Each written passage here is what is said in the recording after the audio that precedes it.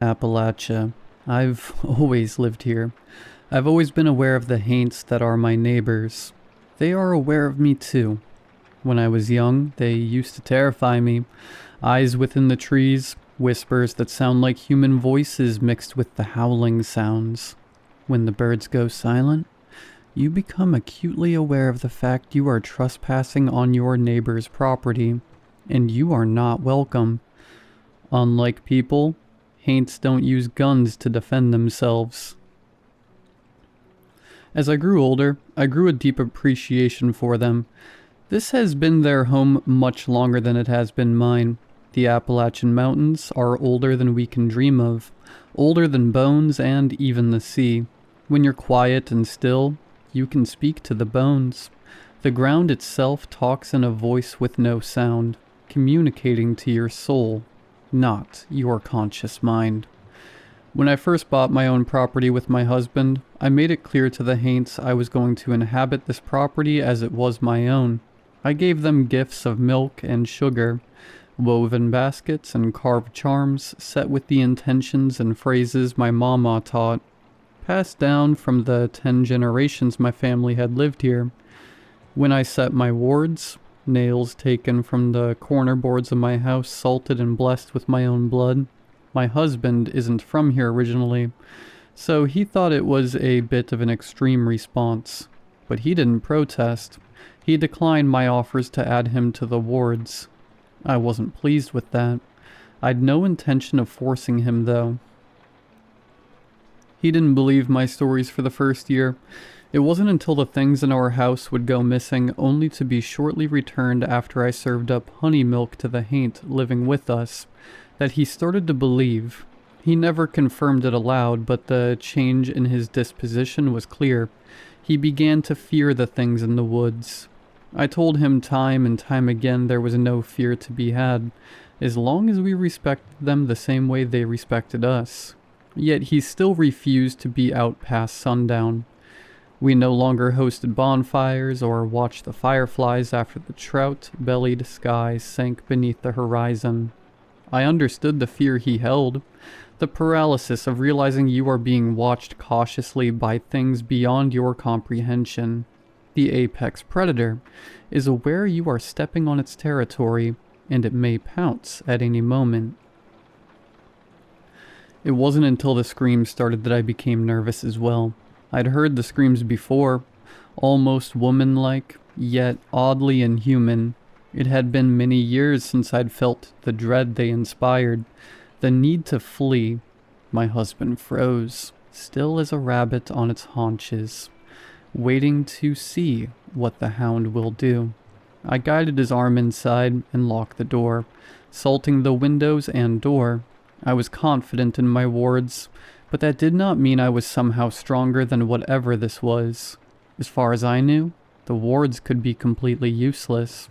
The haints run by their own rules. The words of my father from childhood stuck in my head. That ain't how a human screams. Go inside. He said it with such a serious face, as if he was warning me, not just keeping me away from a fox or a mountain lion. When we heard the deer screaming in agony 2 days later, his eyes darkened and he turned his back to the woods with resolve. He kept the shotgun by the door for a month after that, something I was now doing too.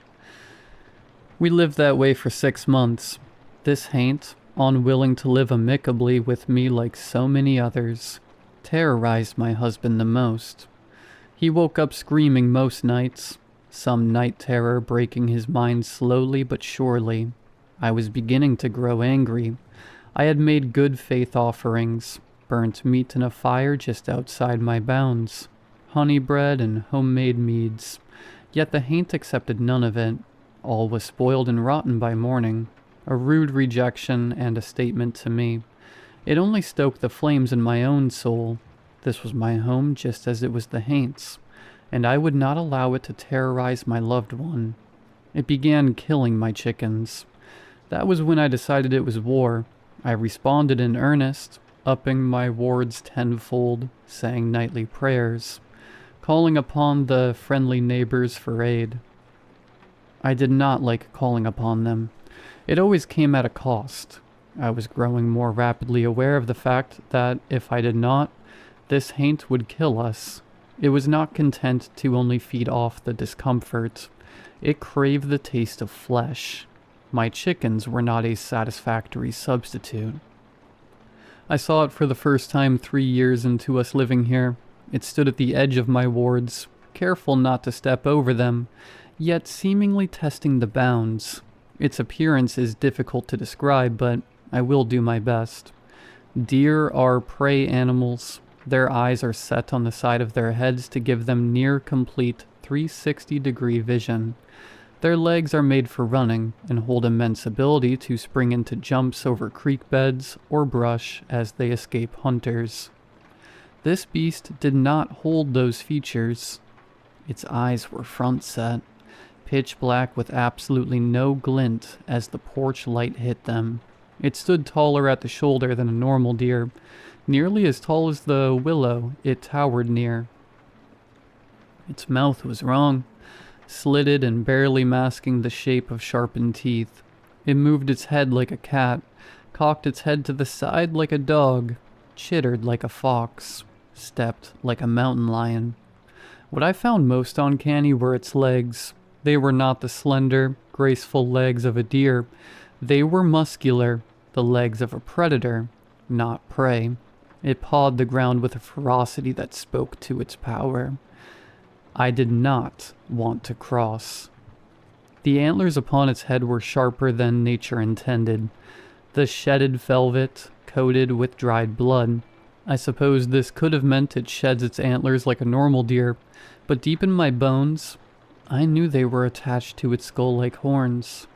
I did something then that many would consider stupid.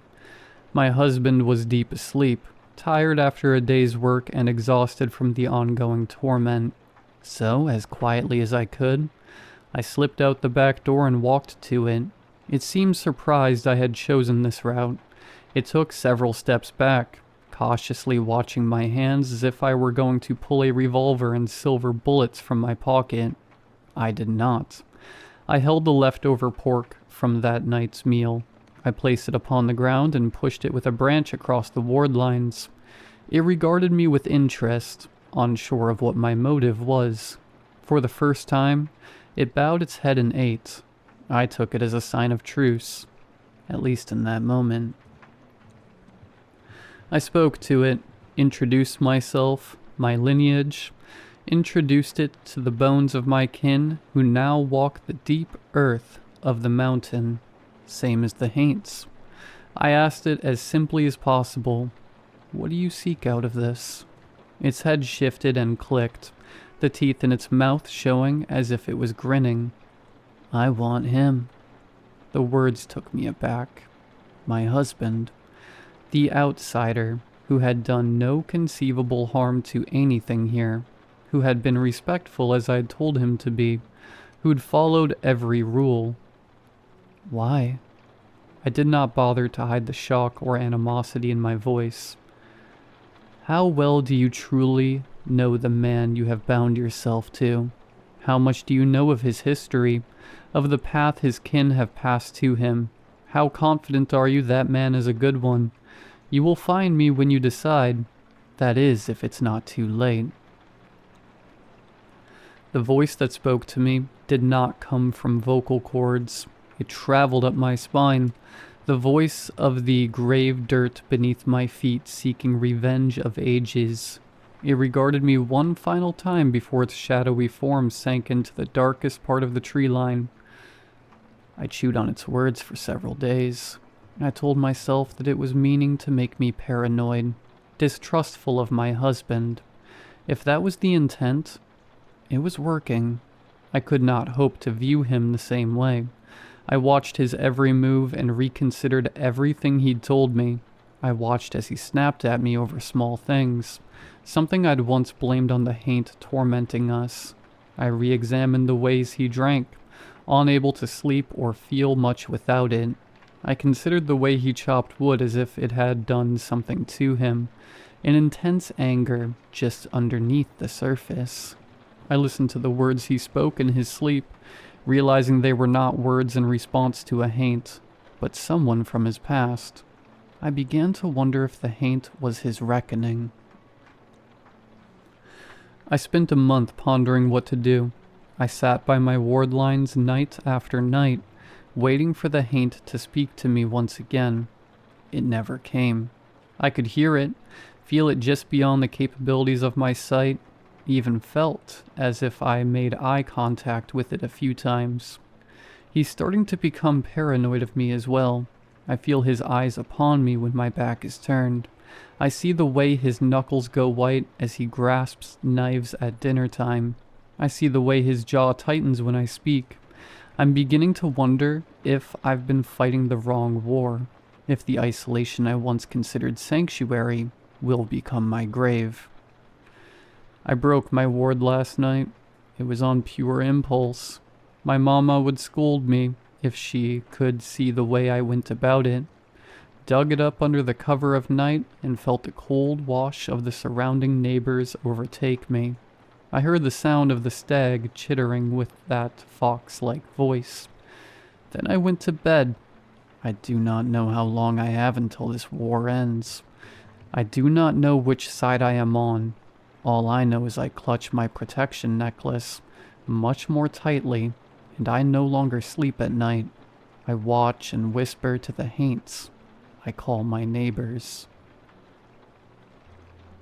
Part 2. I think my wife is a witch. There's no other explanation for the things occurring in and around this house. We've been married for nearly 5 years. Moved to this house 4 years ago. Ever since we moved, things have been terrifying. When I met Lottie, we were both young. I was 22, fresh out of college with my bachelor's in business, excited for life. I grew into the mindset that business expects constant work and fighting up your sales numbers. I was popular, always taking out business partners for drinks or dinner. That all seems so unimportant now. I met Lottie one day at a farmer's market in the city. One of my partners had gotten wind that a semi-local farmer had the land and capacity to supply a new branch of the dairy industry in Appalachia, a near untapped market full of possibilities. Our pitches were going well, the board members agreed, and so we found ourselves at that farmer's market. Lottie was wandering the booths, examining every single item with as much curiosity as a child in a toy shop. I found it intriguing. I didn't understand how anyone could find something at a farmer's market that interesting. What with it being all produce or grandma quilts. So I approached her. I thought I was sly when I was 22, but in hindsight, I absolutely came across like a snob. I think moving to the mountains has made me understand that at the least. For some reason, she still humored me, chatted about the artistry and traditions passed down, how important it was to keep our kin alive through them. I thought it sounded like hippie stuff. It was hippie stuff, yet it still made me feel something. I felt that warm blush in my chest that you get when you realize you're into someone, so I asked her out on a date. She wasn't keen to stay in the city any longer than she had to, so we agreed to meet in the next town over, which was basically a one-stop-light town. It felt like stepping into a new foreign world. Our relationship only grew from there. She told me about her family, her heritage in Appalachia, all the folky things her mama would do. It was a definite turn-on, how passionate she was. I'd never seen someone with the same amount of passion as me, even if it was on a different subject. I didn't share much about my family. She would ask, but I set that boundary, and she begrudgingly respected it. I didn't want to relive any of it or subject her to that knowledge. So she agreed. We got married after 2 years of dating. Then we bought that house a year later. She talked me into living in the mountains. I didn't want to. I wanted to live in one of those tiny towns where I could easily drive to work. She insisted on land and being able to farm it. I insisted if we had something like that, I was not going to help with it. So we bought 10 acres and a shabby little house planted right in the middle. It was incredibly removed from everyone and everything around us. The water system was so old, it came from a well pump. She was weird when we first moved in, but I assumed it was from us finally owning a place instead of renting an apartment in the city.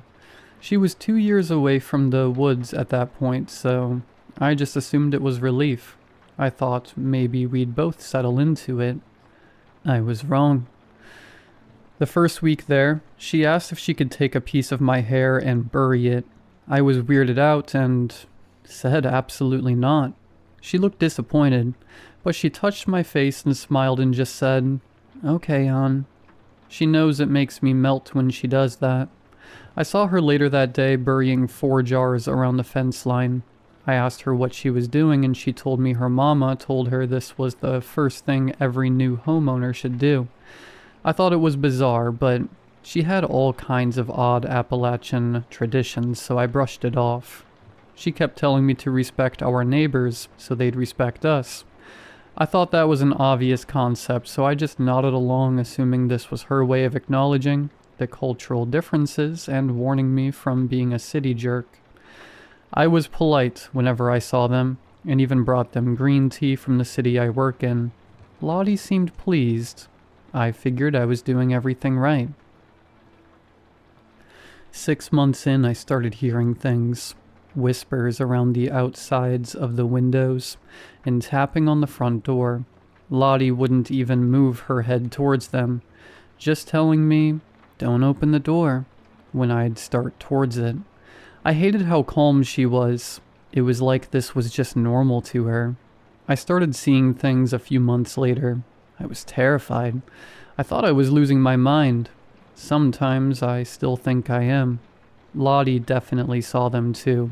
All she would do was smile and then go out and put birdseed, like she was feeding the things. I grew more and more scared. Scared of them, and the start of a nagging fear my wife was bringing them here. I grew adverse to being outside. Then the screams started. It sounded like a woman. It sounded like Lottie. I froze the first time I heard them walking in from the car, slowly turning to the tree line and looking for anything weird. It was dead silent and dark. Lottie was outside by now, and I felt relief she wasn't hurt in the woods. But then I realized it wasn't her. What woman was screaming on our property? Lottie grabbed me by the elbow and practically dragged me inside. I was panicking by this point. Lottie walked calmly around the house, pouring salt everywhere. I asked her what the hell she was doing, and she looked at me in such a way that it's ingrained into my mind now. That ain't how a woman screams. Her eyes were darker than usual, set with a look that said we were in danger. I believed her. I scrambled across the house and grabbed our gun, checked it was loaded, and shakily stood in front of the door holding it. I don't know what I would have done with it. I've never shot a gun in my entire life. Lottie took it from me and set it gently by the door. I didn't sleep that night. I don't think Lottie did either, although it was hard to tell considering I sat watching the door while she went to bed. Lottie's chicken started going missing. She was furious, kept muttering about this thing, and if it wouldn't work with her, then it could leave. I haven't slept in months at that point. All my dreams were full of nightmares, things from childhood, things from adulthood, and the things I was witnessing now. That comment stuck with me. I thought on it for ages. What did she mean, work with her? Were all the things I was seeing working with her? What did working with her even mean? I started to distrust her, especially when I could hear her going outside at night when she thought I was asleep. I'd hear her outside talking to things, and I'd hear voices in return. I didn't know whether to be angry or scared. I started to get snappy. I don't like being snappy. My father wasn't a good man, and every time I quipped at her, I just felt like I was becoming him. I don't want to be him. My mom isn't alive anymore because of him. He was sick. I'm starting to wonder if he passed the same sickness down to me. If the things I'm experiencing aren't even real, and I'm every bit as insane as my father. I don't understand it. I promised myself I'd never be him. I started drinking more. It was the only way I could sleep. She'd watch me do it with this concerned and soft look on her face, as if she wasn't the one putting me through 3 years of this hell. I found a therapist 3 years in. She's concerned. She knows my family history, and she talked about meds. Meds are probably good, but I was terrified if I took them, I'd wake up from my sleep one day to the things being inside my house. I found weird herb bags under my pillows, and that's when I realized my wife is a witch. She's a witch, and she's working with demons. The things I was scared of had already broken in, and my wife greeted them with open arms. I'm not a religious man. I know this seems so insane and out of place, but a month ago she went outside at night, and I saw something. There is no atheistic answer. She was sat on the grass underneath this thing. It had to have been a demon. It looked like a deer, but so utterly wrong I can't even describe it. I think it saw me looking. It made eye contact with me and then disappeared. Those eyes have been in my dreams this entire time. 4 years of those tar black eyes terrorizing me. Lottie turned her head back to the house, and I just ducked under the kitchen sink. I don't know why I didn't want her to see me. It just felt like a bad idea. I faked sleep again so when she came back she wouldn't be suspicious. She's been acting weird ever since.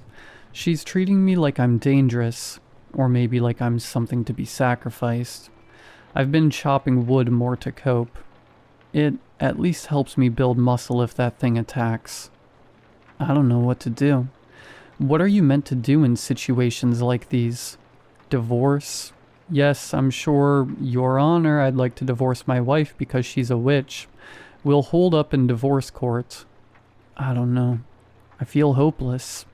I feel like I'm going to die in this place. I think I'm going to die here. I need help. Please. Part 3. I killed my husband. He's dead. The love of my life, the song in my lungs, the braid of my hair, is dead. And I killed him. It's been a month since I destroyed my wards.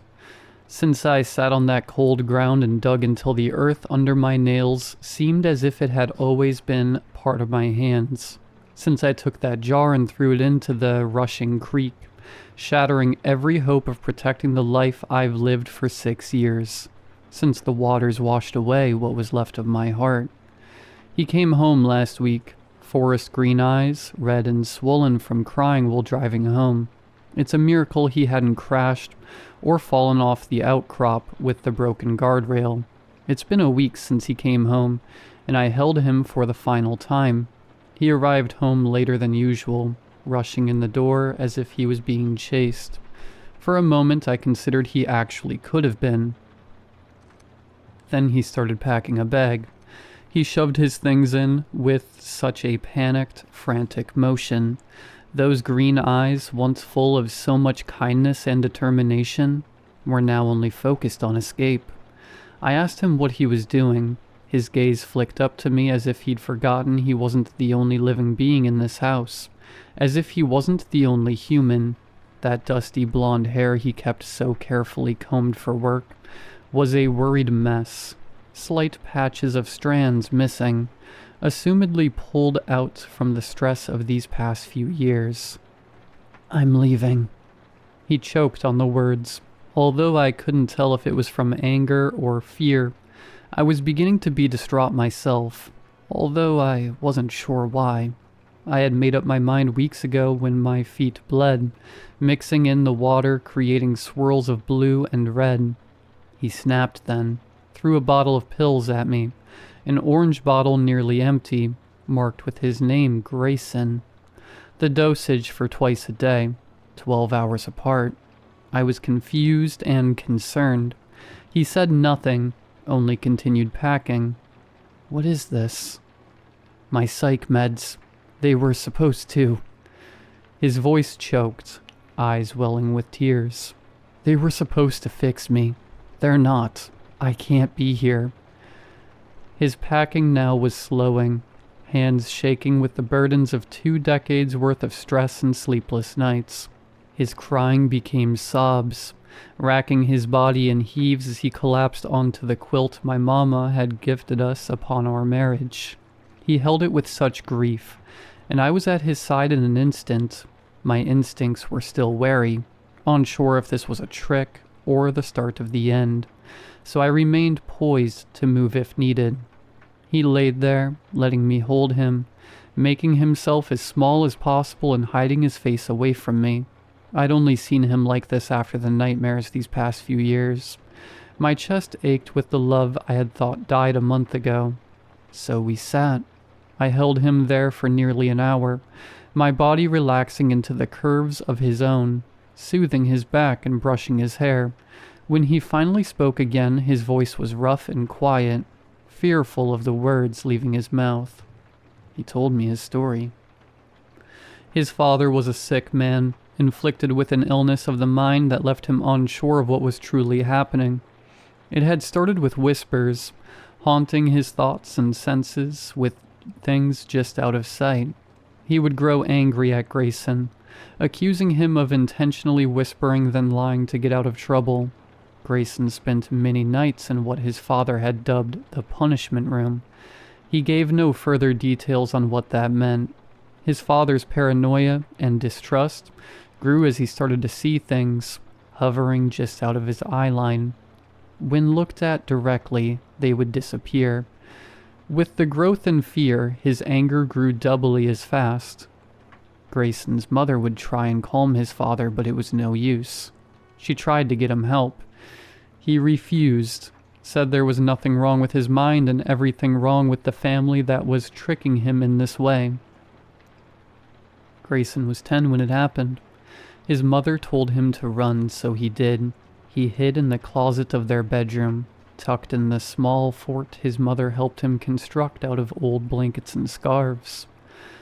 He heard her scream. He heard the crushing silence afterwards. He heard his father come back to reality for the first time in years. He heard him break. It was only then he ventured out of his sanctuary. It was then he saw his mother. He told me all this with a shaking voice, his full body trembling as if he was still there. It's happening to me, Lottie. I hear the whispers. I'm seeing things. You know that. I just didn't tell you about the rest. Why it's been torture for me. I'm getting help. I've been seeing a therapist. She gave me those meds a month ago. They were supposed to. The sobs started again.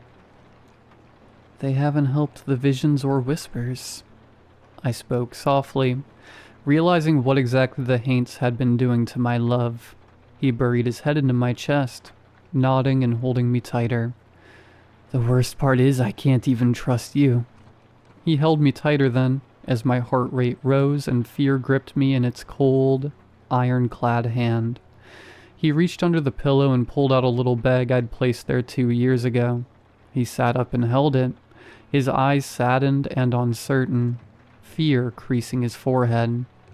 I laughed. I laughed hard. The type of laugh that makes your breath go short and your stomach hurts. Loretta May, this isn't funny. I know what you've been doing. I know this is some kind of witchery and you've been going outside at night and talking to those things. I know you see them. I know that. He stopped as I cut him off. Grayson opened the bag and smell it. What? Open it and smell it. I don't get it. What's the smell got to do with anything? Laughter racked my body again. It's lavender. So? The smell helps you sleep. He looked at me shocked, as if he'd just discovered the concept of flowers being a soothing scent. Also, I'm not talking to anything at night.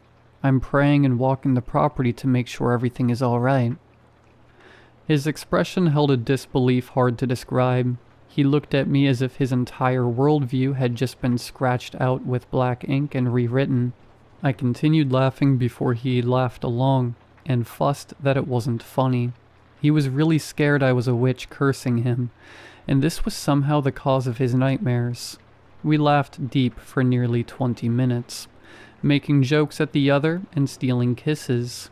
It felt as if we were newlywed again. After we both managed to calm down, I explained to him in more detail the traditions that had been passed down to me.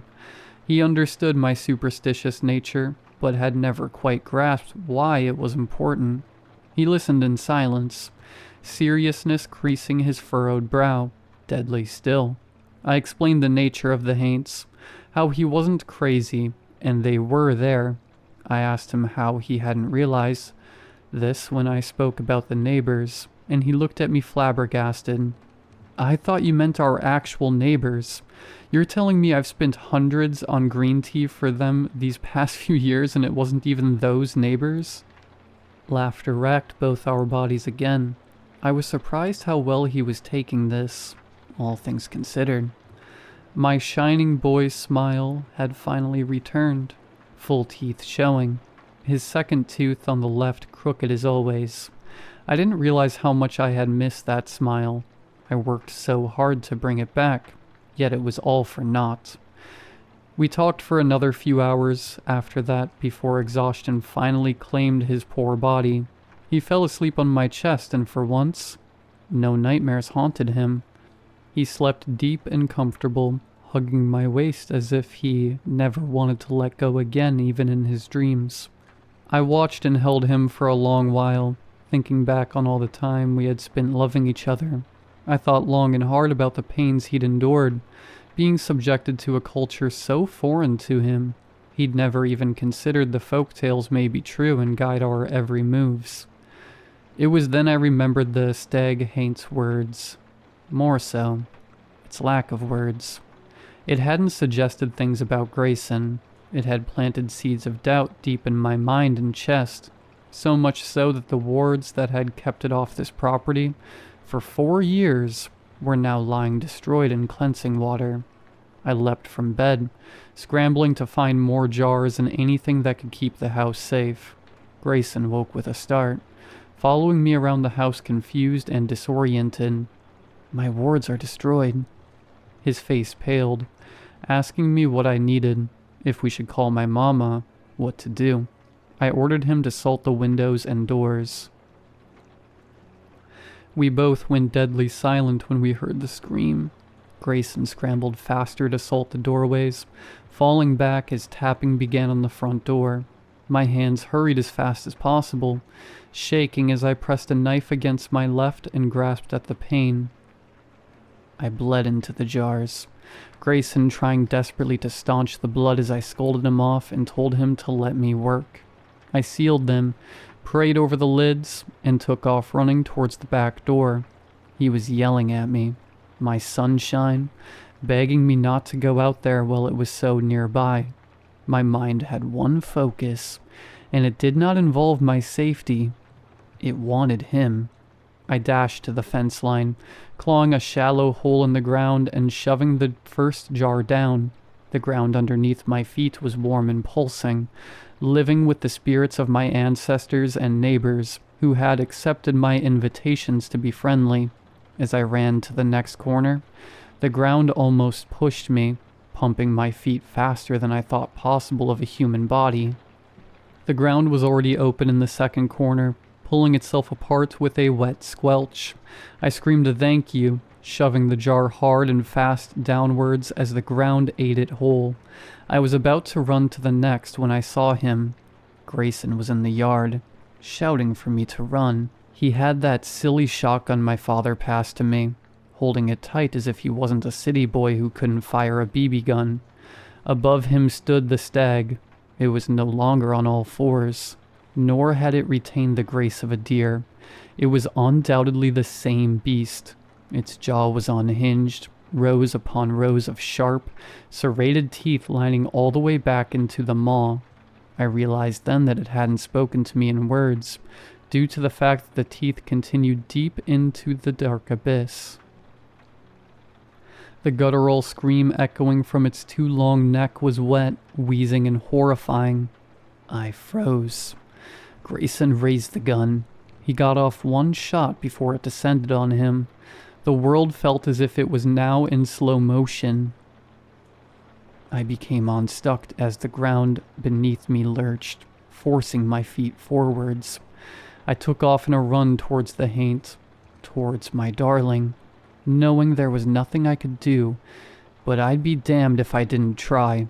I grabbed its terrible arm, feeling in my hand like sandpaper mixed with the wet feeling of a bloated body.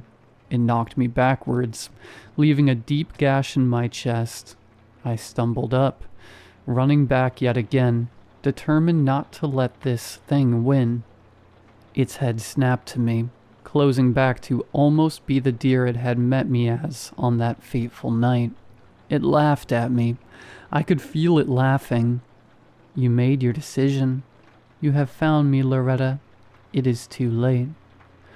I did what any Appalachian woman would do in that situation. I punched it in the face. My hook caught it across the nose, the surprise sending it falling backwards. The ground moved yet again, pushing it further back. It's Lottie. It laughed again in indignation. We will meet again. And then it was gone. I held my boy. I held my love. I held my sunshine, my starlight, the water that gives the world life, those green eyes as deep as a forest in high summer. I begged him to stay, screamed for help, begged some more. He touched my face and smiled once. He smiled that wide smile, all his teeth on display, his crooked tooth now chipped and bloody. Then he was gone. My human neighbors must have heard the commotion and called the sheriff. He had to pry me off, Grayson. I couldn't breathe, couldn't see anything other than how his eyes no longer held the light of half my soul. It's been a week. It's been a week since I killed my husband, since I held him as he bled out, since the sheriff listened to my tale, and having grown up with me, knew it was true. It's been a week since the official death report dubbed it as a bear attack. It's been a week since I decided my fate. I am at war with my neighbor. I know my side, and I do not sleep. I'm going to make damn sure that it doesn't either.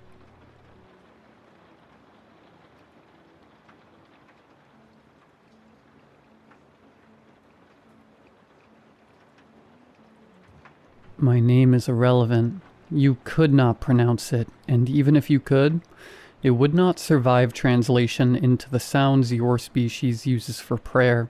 I am what your holy books call a demon. That description is sufficient. I existed before you discovered fire, before you carved symbols into stone and begged the sky for mercy. I am the shadow parents invoke when warning children away from the dark. I am the thing priests lower their voices to reference. I have possessed many of your kind. Most never knew I was there. I found them hollow, unremarkable. I abandoned them without ceremony. Some were useful. I have whispered into kings. I have leaned into generals. I have nudged fragile men toward paranoia and watched continents burn. None of that prepared me for the warehouse.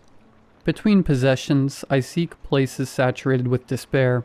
Hospitals, courtrooms, war zones. I rest in the marrow of human suffering the way you rest in beds.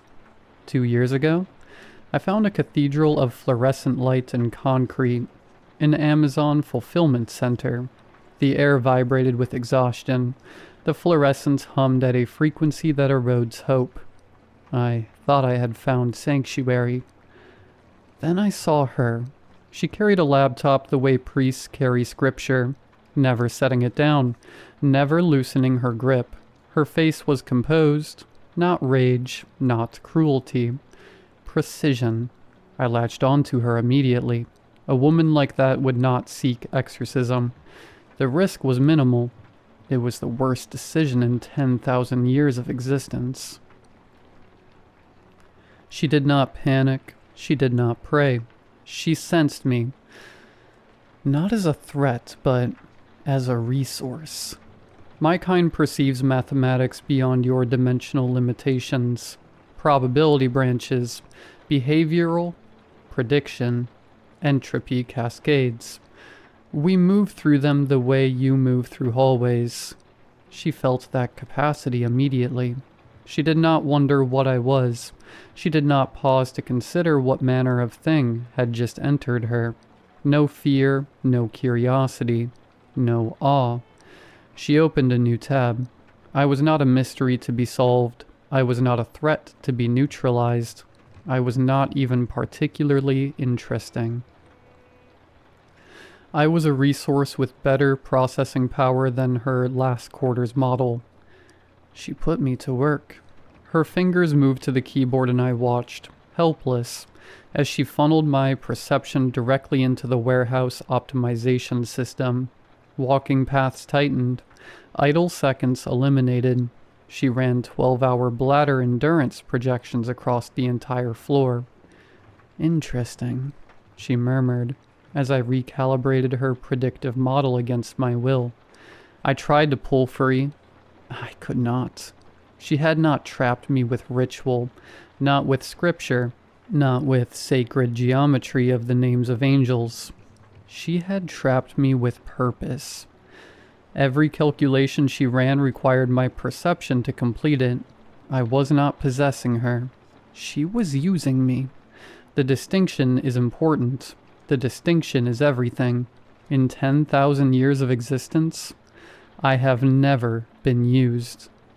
It burned. Not metaphorically. I want to be precise about this because precision, I have learned, matters in that building. It burned the way I imagine your nerve endings burn. A grinding, relentless erosion. Each optimization cycle she ran pulled something from me that did not return. I felt myself become less. Aspects of myself that predate the tally mark. Gone. Converted into picking efficiency and route optimization. She was spending me.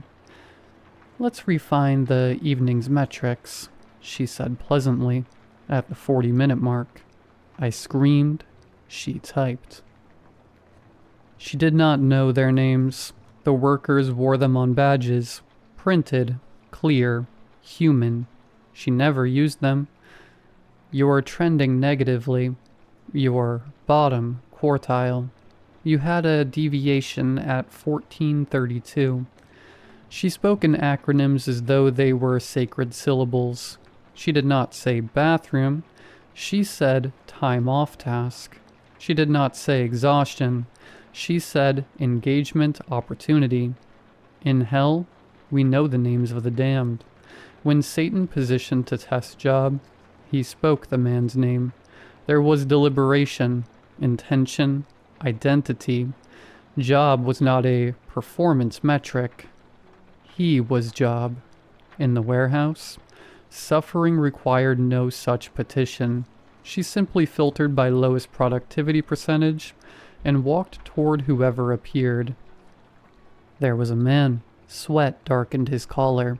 His hands moved on autopilot while his eyes tracked the restroom sign the way drowning men track the surface. She approached. I noticed a spike in your TOT, she said pleasantly.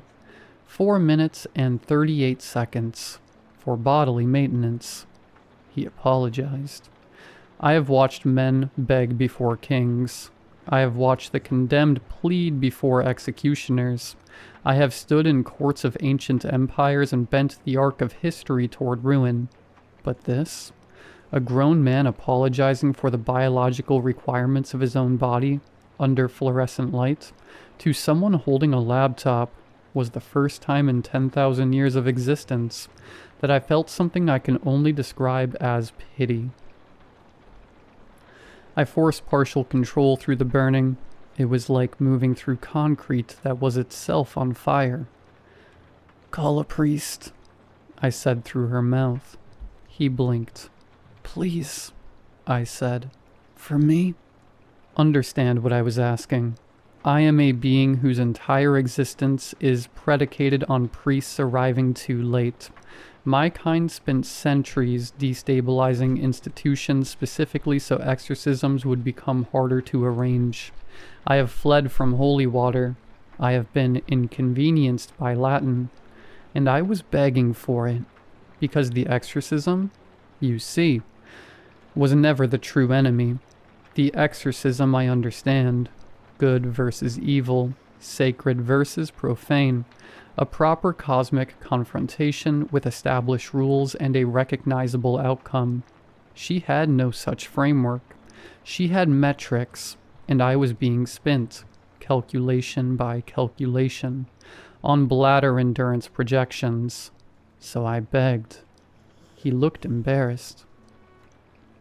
"I can't right now," he said quietly, "but I have a break coming." She glanced at the screen. "That's in 6 hours," she said. He nodded and returned to work. I felt another piece of myself dissolve into the optimization algorithm. By the 2-hour mark, I had lost things I cannot name. Capacities that vanished without ceremony, without record, without anyone noticing they had ever existed. She opened a new spreadsheet. Quarterly projections. She said to no one in particular, or possibly to me. She still had not wondered what I was. I found that more frightening than the burning. Then the music started. Mandatory stretching, upbeat, synthetic, cheerfulness weaponized under industrial lighting. For the first time, she set the laptop down. 3 seconds, arms overhead, torso rotation. In that narrow gap between wellness theater and productivity optimization, I gathered what remained of my strength and forced my way out. I fled without looking back. I am resting now in an abandoned church. Ironic, I know. The roof has partially collapsed. There are pigeons. It smells of damp stone and forgotten devotion. I am smaller than I was. I can feel the absence of what she took, the way you feel a missing tooth with your tongue. Aspects of myself that predate the tally mark. Gone. Archived somewhere in an Amazon optimization system. Buried under quarterly projections and TOT reports. No metrics here. No acronyms. No smiling that doesn't reach the eyes. I have begun to understand why humans find religion comforting. Sometimes you need to believe something is watching over you. The alternative? That she is watching over you. Laptop open. Filtering by lowest percentage. Spending whatever she finds inside you on shift efficiency. Is not something even I can bear to contemplate. I have faced the void. I have negotiated with the abyss. I escaped with less than I arrived with. And somewhere in a fulfillment center, under fluorescent lights that hum at a frequency that erodes hope, she has already moved on to the next optimization cycle. She did not notice I was gone. That is the part that stays with me. That is the part that truly terrifies me. She did not notice I was gone.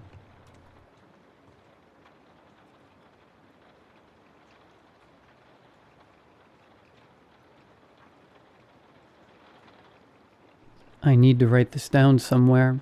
I work in hospice. If you imagine hospice as a quiet, dim place where people slip away gently in clean beds with their families holding their hands, you are imagining the version we still sell in brochures. You are not imagining the actual work we do, which is managing timing. I first noticed the problem when patients stopped arriving in pain. That sounds like a good thing, right? About a year or two ago, we changed our intake pathway for end-of-life patients. Faster transfers and faster escalation of comfort-only orders. The language we use is reducing suffering. What we actually mean is reducing waste. What changed medically is simple. We got very good at shutting down organs. I just didn't understand what happens after. The first patient who made me pay attention was a man in his 80s with metastatic pancreatic cancer. He stopped responding to stimuli at 2:11 a.m. By 2:18 a.m., his vitals were barely readable. By 2:25 a.m., he He met the criteria for active dying. By 2:27 a.m., his chart was already flagged for expedited transfer to post-mortem services. He never woke up. I was the one assigned to sit with him while his family stepped out to speak with social work. It's a common practice. We call it presence care. I stood on his right side and quietly read his monitor. And then I saw it.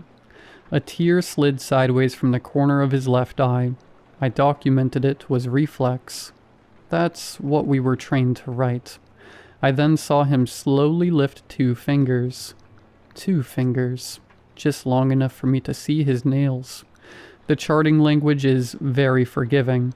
You can explain almost anything, but when it keeps happening, across different diagnoses, different ages, it stops being a coincidence.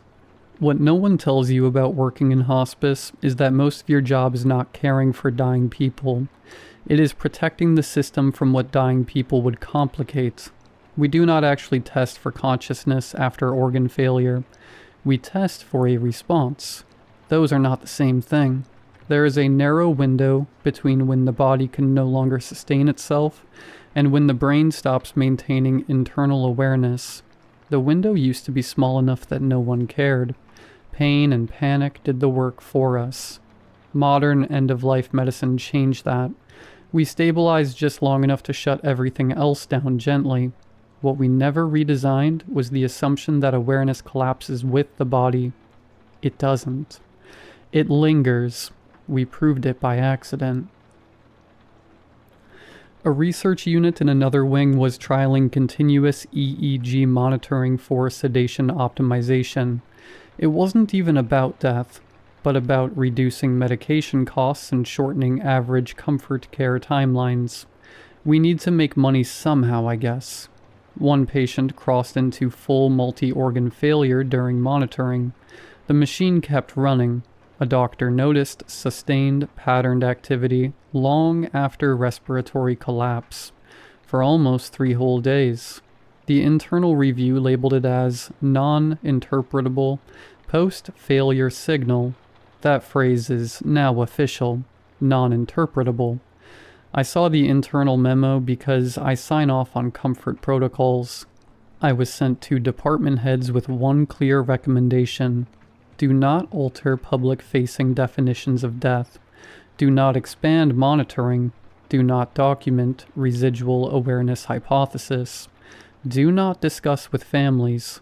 If we redefine death to include end of awareness instead of end of organ function, everything falls apart. Transplant scheduling collapses. Insurance timeline collapses. Healthcare itself collapses. Because this industry is funded and audited around how efficiently people stop being billable. We needed a way to redesign the wait to be invisible. That is what sedation schedule actually does. Officially, it's comfort-based titration. Unofficially, it aligns with the spike windows. There is a predictable pattern now.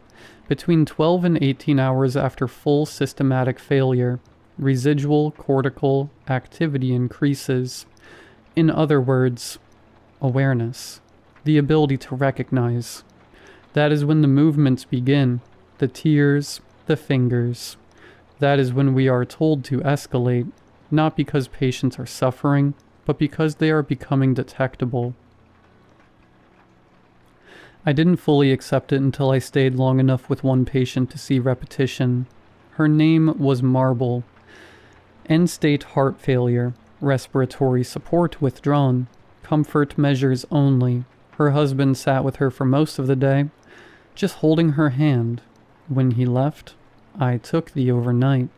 At 1:42 a.m., she lifted her right index finger. At 1:44 a.m., again. At 1:46 a.m., again. She was not twitching, she was pacing. The next night, different patient. 3 short jaw movements, pause. 3 short jaw movements, pause. It is astonishing how quickly the human brain looks for patterns when you allow yourself to see them. We rotate staff aggressively in our unit. The longer you stay with one patient, the more likely you are to notice consistence. The longer you stay on the same hallway, the more likely you are to notice that consistency spreads. Because patients can hear, even when they cannot respond, even when their bodies are already being treated as logistical objects, awareness does not vanish when your organs stop. It becomes trapped inside of a body that no longer moves. Waiting is not peaceful. You feel the suction tube. You feel the bed shift. You hear your name spoken carefully the way staff talk when they believe you are not there. You hear your family being told you are comfortable. You hear the silence afterward, and you wait. We do not tell families this. We tell them what we are legally allowed to tell them, that their loved one is resting. We tell them the body is shutting down naturally.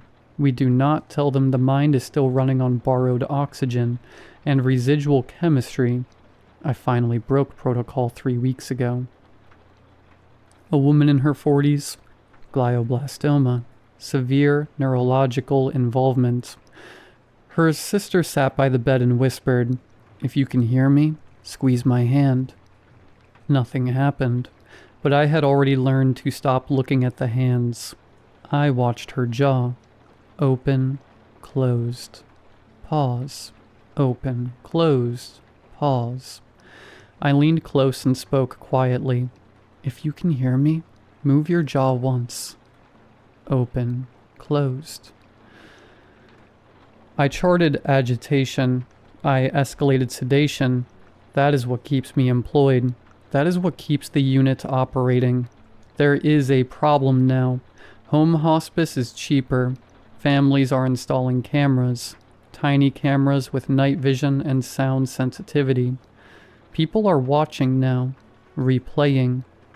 They can now see the same finger lift, the same jaw patterns, the same tear tracks. They are posting questions in caregiver groups. They are using words like twitch and reflex and probably nothing at first, but then they compare. Waiting has a rhythm. I am writing this because I have read the internal projections. Once this reaches a certain threshold of public recognition, the responses will not be reform. It will be automation. More sedation, earlier sedation, deeper sedation.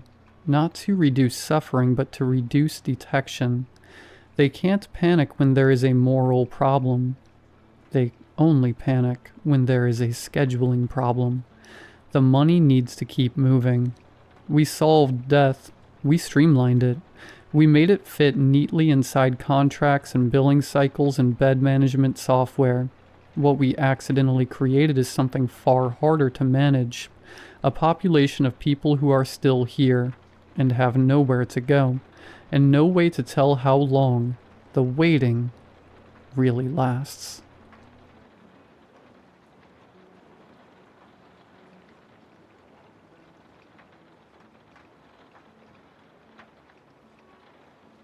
I tried to cancel a gym membership. That's how it started. It was one of those 7-day free trials that quietly converts into a paid plan. I forgot about it, and a week later I was charged $49.99. Annoying but normal. I logged into the website to cancel and got an error saying, "Account not found." I reset my password. No account associated with this email. This didn't make sense because I still had the confirmation email and the receipt. The charge was sitting on my credit card statement. I called customer service. The woman asked for my full name and last 4 digits of my gym membership number. I could hear her typing. Then there was a pause that lasted a little too long. She told me they had no record of me in their system. I gave her the transaction ID from the receipt. She put me on hold and came back saying that transaction number did not exist either. I decided to go down to the gym in person.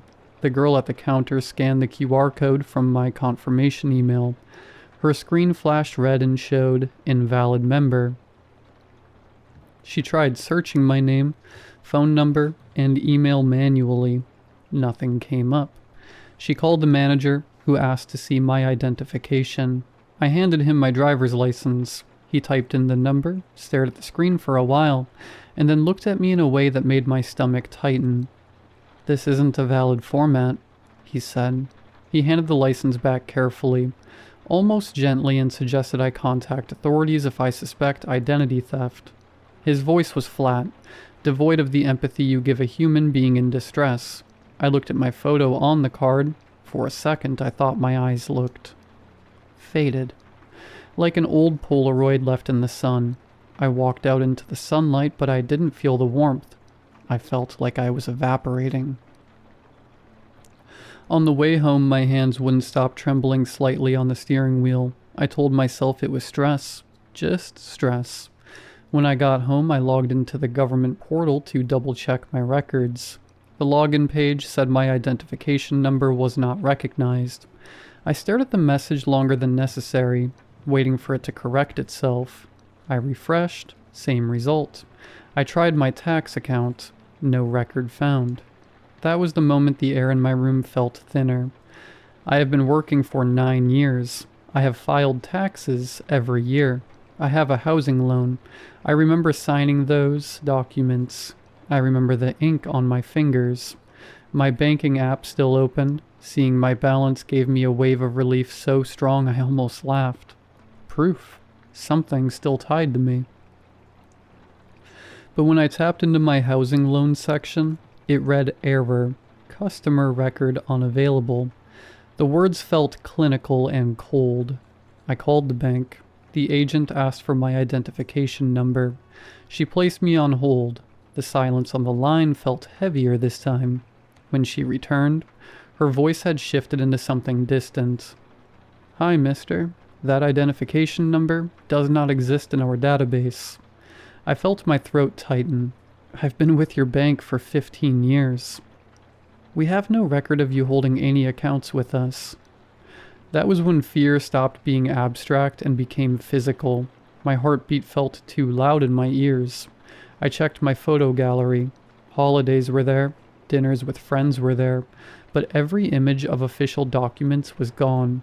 My graduation certificate, employment contract, loan paperwork, even photos I remembered taking for record keeping. All gone. It felt like someone had reached into my past and carefully extracted anything that proved I was real on paper. I drove to my parents' house without thinking it through. I needed something solid, something biological. I asked my dad if he still had a copy of my birth certificate. He looked at me with confusion that slowly turned into something else. Pity. "We lost a baby before your sister was born," he said softly. "We never had another son." His words felt like they passed through me instead of into me. I laughed, but the sound came out thin. My dad did not laugh. He avoided my eyes. I showed them a photo from last year's reunion dinner. My sister sat between them, smiling. The chair where I clearly remember sitting was empty. I felt a cold wave move through my body. Not shock, not panic. Just a quiet understanding that something fundamental was wrong. When I returned to my unit, security stopped me. He asked which unit I was visiting. I told him 3607. He checked the system and told me it belonged to someone named... I insisted it was mine. He turned the monitor toward me. The name was there in clean digital text. I felt suddenly tired, like arguing would require more energy than I had left. I checked my wallet in the lift. My driver's license was gone. In its place was a blank piece of plastic cut to the same size. I stared at it for a long time, turning it under the light, hoping the numbers would appear at the right angle. My phone still unlocks with my face, for now, but every contact name has been replaced with unknown. My message history is intact, but without names attached. The conversations feel like they belong to someone else. I am writing this because Reddit still allows me to log in. Seeing my username appear on the screen is the only thing grounding me right now. I do not know how long that will last. An hour ago I received another email from the gym. It thanked me for renewing my subscription. I opened the PDF attachment. It read, "Dear Mr." Below that was a block of text I couldn't process, and beneath it, in smaller font, one final line. "Identity reassignment complete." I refreshed the page. My Reddit profile in the top right corner flickered for a split second. It didn't change. Not yet. But when I opened my profile settings now, under account, there was a field I have never seen before. Account status. Pending replacement.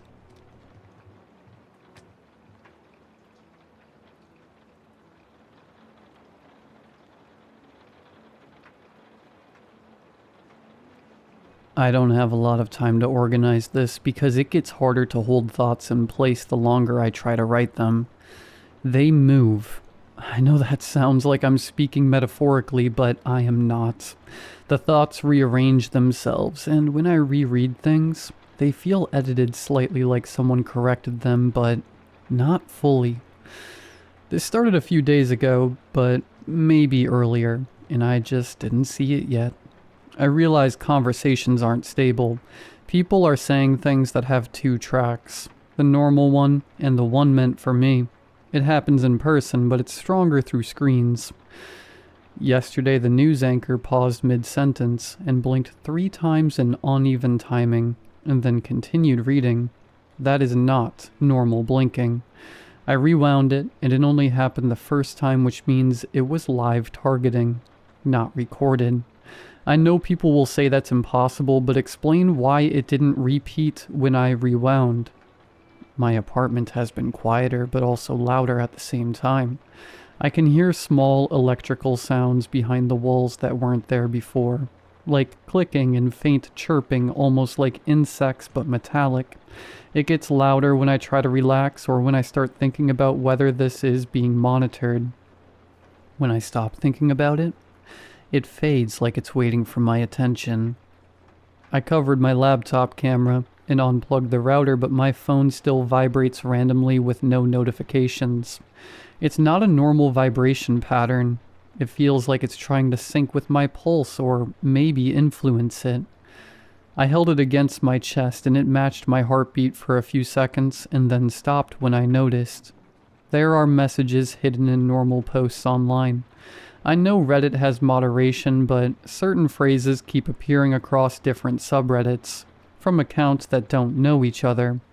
The phrase, "keep the window open," showed up 4 separate times today in unrelated posts about weather, computer cooling, and houseplants. This is not coincidence. Windows are about access. I tried going outside to clear my head, but people kept glancing at me in a synchronized way. Not everyone, just enough that it forms a pattern if you map it. A man across the parking lot dropped his keys right when I started thinking about leaving town. That felt like a warning or maybe confirmation that movement is being tracked. Time is also slipping slightly. I lose small chunks like pages torn out of a notebook. I'll look at the clock, and then suddenly 40 minutes has passed, but I don't remember moving or doing anything. The lights feel brighter afterward, like something adjusted while I wasn't fully present. I wrote reminders on paper because paper is harder to alter, but I found one of my notes folded differently than how I left it, and the handwriting looked heavier, like someone pressed the pen harder while copying it. I live alone. There is no reason for that to happen. I'm starting to think this isn't surveillance in the normal sense. It feels more like calibration, like they are testing responses and adjusting variables around me to see what I notice and how I react. Conversations, sounds, advertisements, even weather alerts seem too specifically timed. I haven't slept properly because when I start to drift off, I hear my name almost spoken but not fully formed, like it's caught in someone's throat or coming through a bad speaker. The last time it happened, it sounded like it came from the inside of the room, instead of the outside of it. I checked everywhere.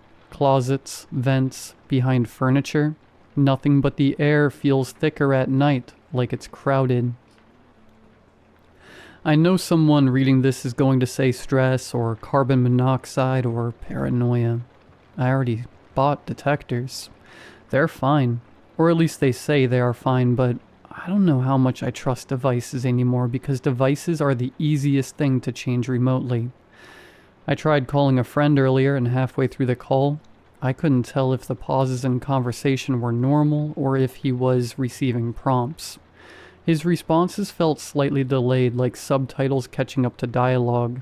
I hung up because I didn't know if continuing the conversation would give them more information about how I think. If this post gets removed or edited, then that confirms this is being filtered. If it stays up, I don't know if that means they want it visible or if they're watching who responds. I'm not trying to cause problems. I just need to document that something shifted and I noticed it. Things are too aligned, too responsive to internal thoughts. The world feels like it's leaning closer than it used to. If anyone else has noticed signals hidden in normal behavior or sudden synchronization between electronics, strangers, and media, please respond, but be careful how specific you are. I don't know which words trigger attention yet. I'm going to stay awake tonight and write down every sound and pattern I notice, so there's a record that can't be erased all at once. If I stop updating suddenly, it probably means they finished adjusting whatever they started.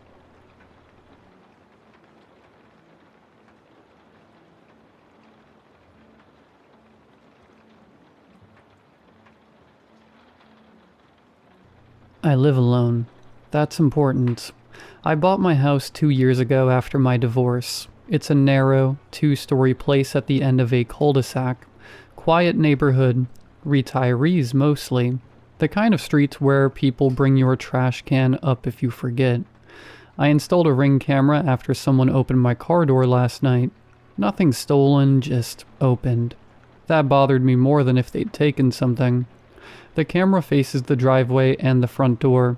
Motion alerts go straight to my phone. It worked fine. Too fine. The first weird notification came last Tuesday at 2:14 a.m. Motion detected. Front door. I was in bed, awake, scrolling. I figured it was a raccoon or maybe my neighbor's cat. I opened the app. The clip loaded. It was me, walking up my driveway. Same gray hoodie I was wearing right then. Same black gym shorts. Barefoot. Head slightly down, like I usually walk when I'm tired. I watched myself walk up to the front door, pause for a second like I was listening to something inside, and then the clip ended before I reached for the handle. My stomach dropped. I was in bed. I was literally under my blanket, watching myself outside. I checked the timestamp. 2:14 a.m. That was current, not old footage. I told myself it had to be an old recording that glitched and resent as new. Text screws up sometimes. I even laughed a little. Then my phone buzzed again. Motion detected. Front door. Another clip. I hit play immediately. This time the driveway was empty, but the front door knob was slowly turning. I couldn't hear anything. Ring only records video. No audio on motion unless it's triggered manually. The knob twisted left, then right, then stopped. I stared at my bedroom door. I live alone. I grabbed the baseball bat I keep in my closet, divorce gift to myself, and walked to the top of the stairs. Every light downstairs was off. The house was completely silent except for the hum of the refrigerator. I didn't go down. I locked my bedroom door and didn't sleep. The next morning, I checked the full recording history. There were more clips. Dozens, all from the last 3 weeks. All of me coming home. Different nights, different clothes, sometimes holding groceries. Once carrying a pizza box. Once on the phone. The problem? In every clip, I walked up to the door, and then never unlocked it. The videos always cut before I reached for my keys, like I never went inside. But I obviously did. I was inside. I had memory of those days. I remembered buying that pizza. I remembered being on that phone call. I scrubbed through one clip frame by frame. In the one where I'm holding groceries, I pause at the door again, head tilted slightly, like I'm listening. And then for one frame, just one, the door is slightly open. Open inward, like someone inside pulled it. But the next frame, closed again. I called Ring support. They said there was no sign of tampering, no duplicate devices logged in, no playback errors. Looks like standard motion detection footage, the guy told me. I didn't mention that the person in the footage was wearing what I was currently wearing. That night, I tested something.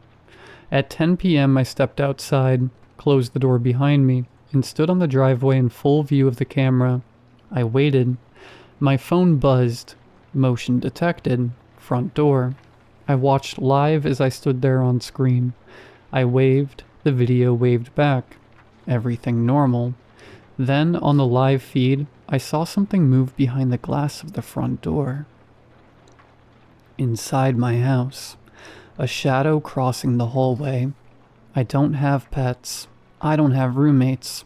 The shadow stopped at the door, right where the handle is. On the live feed, I watched the knob turn, slowly, from the inside. I wasn't breathing. The door cracked open about an inch, darkness inside, and then, on the live feed, I saw myself step into frame from inside the house. Same hoodie, same shorts. But barefoot was wrong. The version inside was wearing my work boots. He leaned close to the door crack, peering out at the version of me standing in the driveway. At me. The outside me. The one holding my phone. The one watching. The one who realized something horrible. Every single video in my history wasn't showing me coming home. It was showing him leaving. The inside one. The one who waits until I leave the house. The one who stands just out of sight when I'm home. The one who opens the door from the inside. He tilted his head, exactly the way I do when I'm listening. And then he smiled. I don't smile like that. The version of me outside, the live me, stumbled backwards in the driveway. I dropped my phone. When I picked it up, the live feed was frozen. Connection lost. I ran. I got in my car barefoot and drove to a motel 30 minutes away. I haven't gone back, but the notifications haven't stopped. Every night at 2:14 a.m. Motion detected. Front door. I don't open them anymore. Except last night. Last night, I made the mistake. It wasn't the driveway. It wasn't the door. It was my motel room. Camera angle low, like from the floor. Pointed at the bed. At me, sleeping. And at 2:14 a.m. exactly, the door to the motel room slowly opened. From the inside.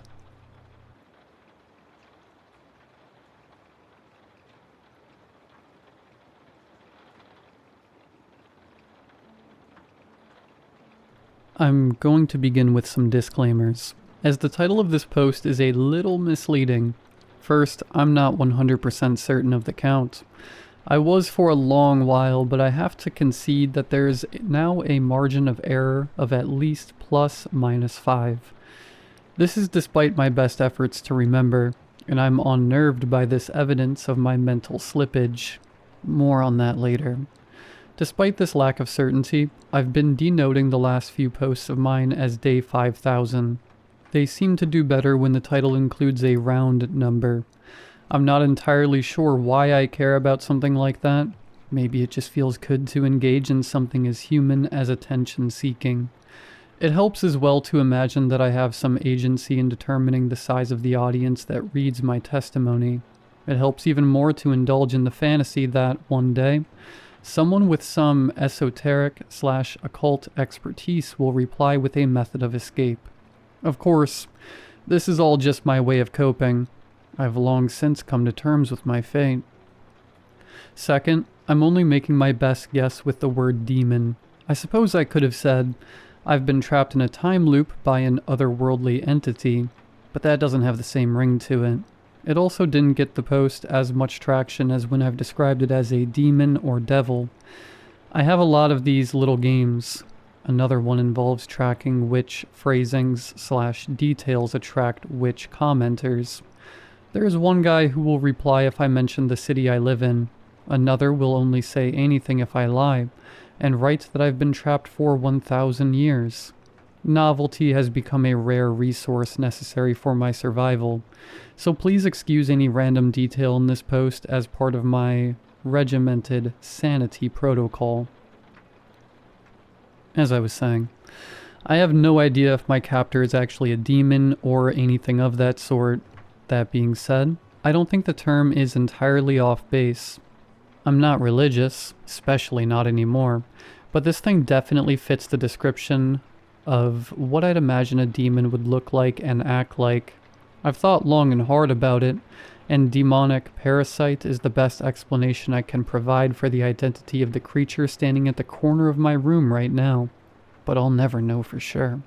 It could be an alien, or a ghost, or some escaped laboratory experiment for all I'm aware. It's not like it would tell me. It's only spoken a handful of times, none of which have made me believe that it has any intention of explaining itself to me.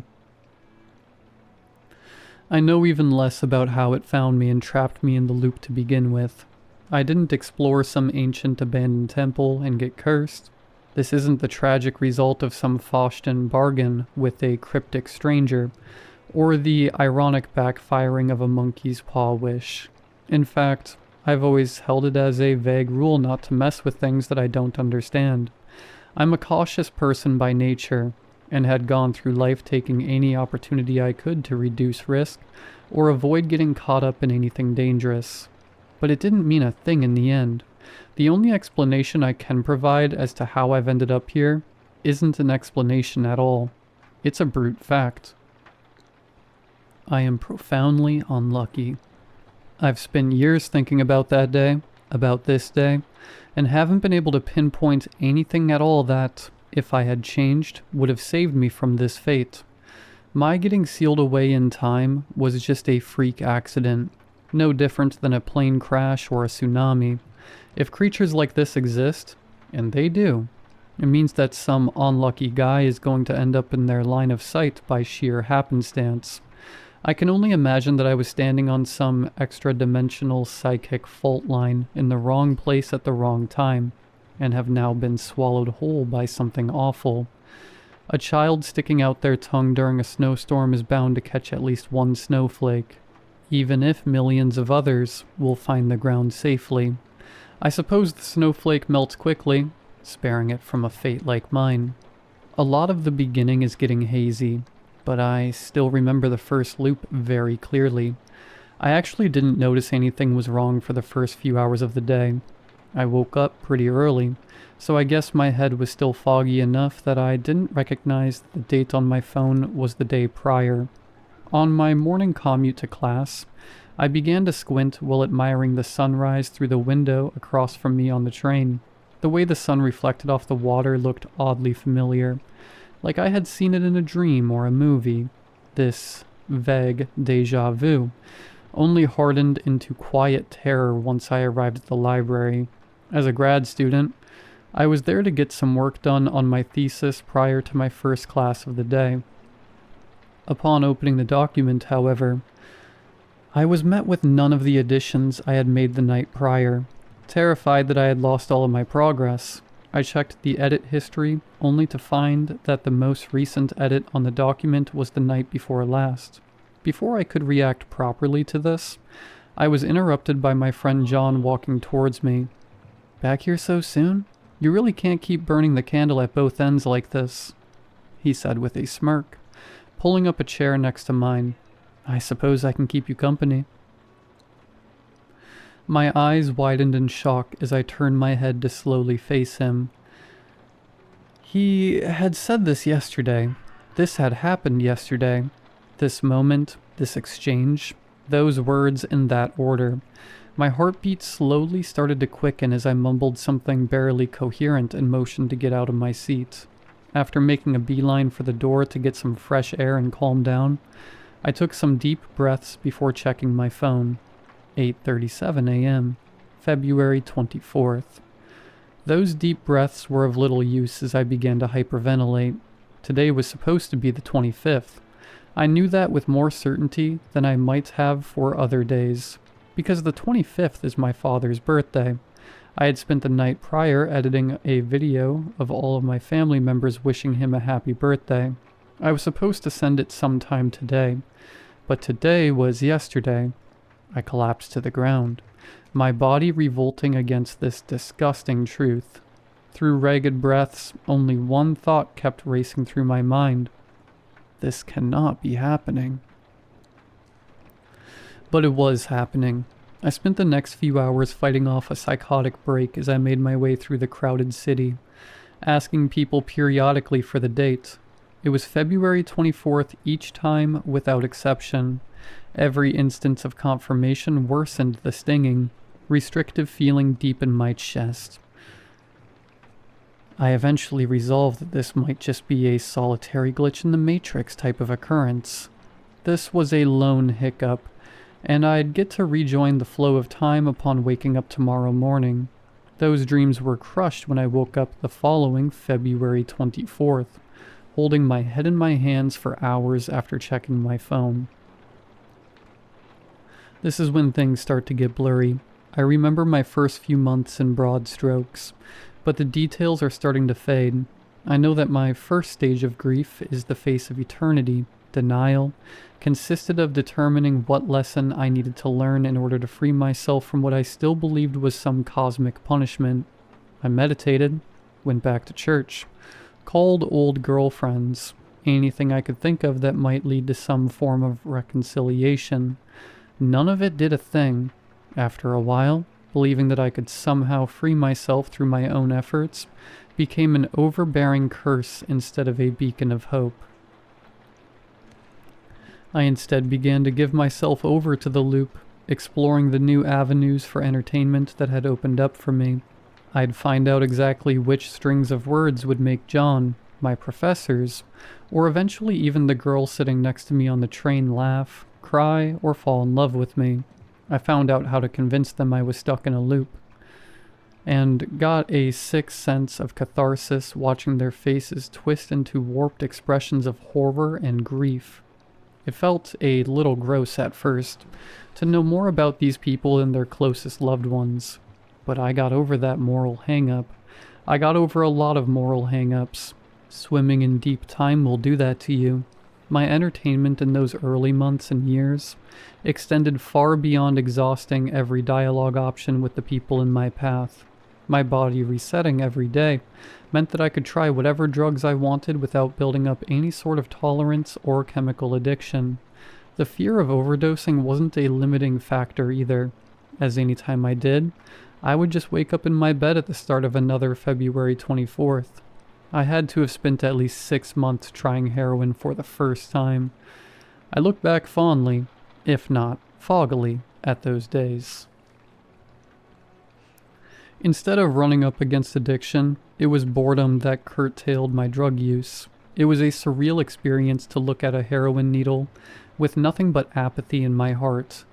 I must have been the only human alive to have ever gotten tired of hard narcotics. Hedonism is just escapism at its core, and escapism is only worth anything when there's a reasonable belief that you could actually escape whatever you're trying to avoid. With no such possibility available to me, even the most seemingly adrenaline-filled activities would eventually become dull and even annoying. Maybe some of you could shoot up for eternity, but I got sick of it. I got sick of violence too. You can only throw a haymaker at your professor during the middle of class, or assassinate the mayor so many times before you become desensitized and over the whole thing. Humans are inherently drawn towards meaning. and the more time washed over me, the more I realized that this overcast day in February had absolutely none to offer me. My memory is the most spotty for the next stage of my imprisonment. As thrill-seeking gave way to a melancholic haze, I stopped caring about my situation, no longer trying to escape or enjoy my new life. I just refused to engage with it altogether. I spent what must have been decades just lying in my bed, barely thinking about anything. Do you know what it feels like to go that long without any desire to eat food? Without the faintest urge to lift your head off your pillow? I was already dead to the world the moment I became trapped, but I was now thoroughly dead to myself. I had tried offing myself before I became voluntarily bedbound, but every 500-foot free fall towards the concrete ended the same way, with my alarm jolting me awake as I let out a guttural scream. This was my next best alternative. I planned to lie there indefinitely, hoping that the more nothing I experienced, the less conscious I would become. Near the end, it was starting to work. I began to feel less like a sentient creature and more like someone's memory of one. It was almost as if my awareness itself was being siphoned off, like I was losing what made me aware that I could lose things. At some point during this self-induced cognitive decline, however, something primal within me latched on to the clumping of shadows in the corner of my room. It felt instinctual, like my amygdala had successfully identified a threat for the first time in an eternity. It had been impossibly long since I had consciously focused my eyesight on anything, but this sudden burst of brain activity returned me to a state where I desired to unblur my vision and focus it on those shadows. My eyes widened in terror when I was finally able to see what was actually standing mere feet away from me. It was a tall, muscular, humanoid figure with coarse, charcoal gray skin, with its head mere inches from the ceiling. It stood facing me, blocking the door to my room. It wore nothing except for a thick black cloth tied around its waist. Even when I had focused my eyes, the outline of the creature still appeared fuzzy, like it was perpetually in my peripheral vision. It had no eyes. The top of its head instead featured a large patch of wrinkled skin, like that of an elbow, except the lines were far deeper. Despite the lack of eyes, I was certain it was intently focused on me. It had no nose either, only an enormous ear-to-ear smile revealing rows of ragged black teeth. It drooled out of its grinning mouth, thick strands of saliva hanging from its lips.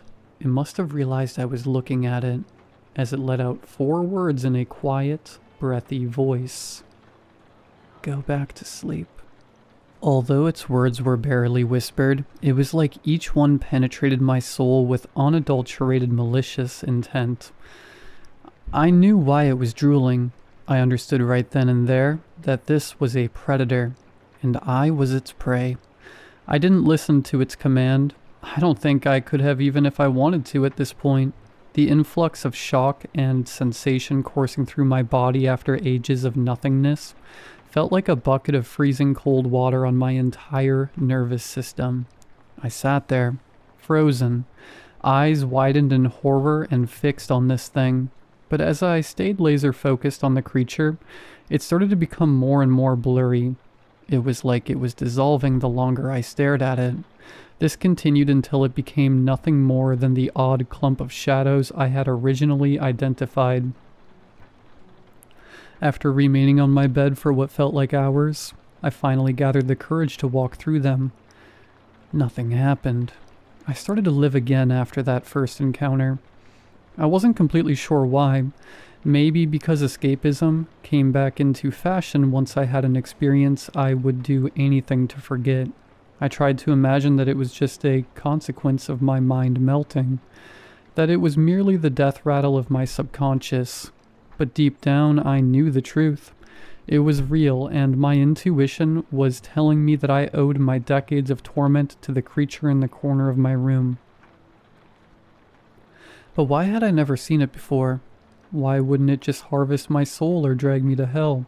or its mothership, or wherever, and just get it over with. Here is what I know. This creature, this demon, doesn't eat in a traditional sense. It has seemingly no interest in its victim's body. It only cares about the mind. Furthermore, it's only interested in minds that are desolate and inactive. This is the only way I can make sense of that first encounter and subsequent appearances. Now, you would then imagine its ideal meal would be a brain-dead hospital patient, right? But this can't be the case. I was a budding intellectual pursuing a graduate degree in evolutionary anthropology, and it still chose to wear me down instead of feasting on an already broken mind. I have to conclude then that this demon is not a scavenger. It hunts, and the loop is how. In my old life, I spent a lot of time researching humanity's origin. Most people attribute our evolutionary success and dominion over the natural world to our enhanced intelligence. But this is only part of the story. Early humans were endurance hunters. We had the highest stamina of any land mammal in the world. We would stalk our prey relentlessly, giving them no respite to catch their breath or recover from any sustained injuries. We were an all-encompassing, oppressive force of death and despair for any poor guy that crossed our path. It didn't matter what you did, we would catch you eventually. I was previously under the assumption that this was a unique evolutionary niche, that we were the only creature that hunted this way. I know better now. Even psychopaths can be tortured using solitary confinement. A space devoid of any novelty or purpose will eventually lead to a mind of insanity. The loop is my cell. It is the mechanism by which the demon means to hollow out my skull, to lead me to functional brain death. I have no way of knowing whether this is something necessary for its digestive process, like cooking raw meat, or something optional meant to add flavor, like adding seasoning. Either way, this is how it chooses to go about its hunt, and it almost succeeded. This, of course, is only my working theory as to what is occurring, but it's substantiated by what has occurred since our first interaction. Upon my return to the world outside my bedroom, I began to notice changes in the normal sequence of events I was accustomed to. It was subtle at first, but when you've lived the same day thousands of times, you pick up on every imperceptible detail. John would walk a little slower towards me in the library, or the sun would be a little lower and dimmer in the sky than it should have been on my train ride. This worsened as time went on. With things becoming increasingly empty and dull, I'd reach for a new book at the library, only to find that all the pages were blank. I'd try to shout obscenities at a stranger for a reaction, only for them to walk right past. The sky, the buildings, and the trees all started to fade into a dark gray. All the while, I would continue to see clumpings of shadows on the edges of my peripheral vision, taking a more solid shape if I continued to ignore them. It's my understanding that the demon is tightening its grip on the loop upon failing to secure the kill in my bedroom. It's lowering the bandwidth on the whole thing, systematically removing any source of stimulation I can use to keep myself sane. It hates when I'm distracted, when I'm engrossed in anything that allows me to forget my situation for even a moment. I was reading one of the non-empty books one day, particularly gripped by the main character's internal monologue. I didn't reach the end of the page before I heard a single word whispered from directly behind me. It was still in a hushed tone, but still far more forceful than when I had first heard it speak. Stop. This is how I've come to surmise that it wants me docile and brainless. That same day, I wrote my first post on here. It was short and took the form of a cry for help more than a testimony. But I did it again the next day. It felt good to give a voice to my struggle. This brings us to now. I've spent the last 5,000-ish days doing everything I can to stave off the inevitable mental decline, with my daily posts being a key component in my sanity protocol. The protocol is simple, but I follow it to the letter. It really just amounts to spending each day engaging in as much novel stimulus as possible. Books, movies, creative writing, and even reading all of your experiences on here. I've walked into each building in my city and explored it fully. I know how to speak 10 languages. I'm currently working on Icelandic. I have a graduate level grasp of quantum physics. If I were to return to the normal flow of time, I'd be a bona fide polymath. But I'm not. I'm a death row inmate. The protocol has had to undergo some alterations as fewer and fewer resources of novelty become available. One day, I woke up to find that entering the URL for any streaming service returned nothing but a black screen. So did Wikipedia, which was a particularly brutal loss. I've had to resort to analog media for most of my stimulus. Vinyl records, VHS tapes, the works. I've always liked old stuff though, and there are plenty of stores in my city that sell vintage gear. These days, the cashier won't even say or do anything if I blatantly shoplift. I'm grateful that this website still works, and I'm able to continue to share my testimony. Writing my story takes up several hours of each day, but it is essential.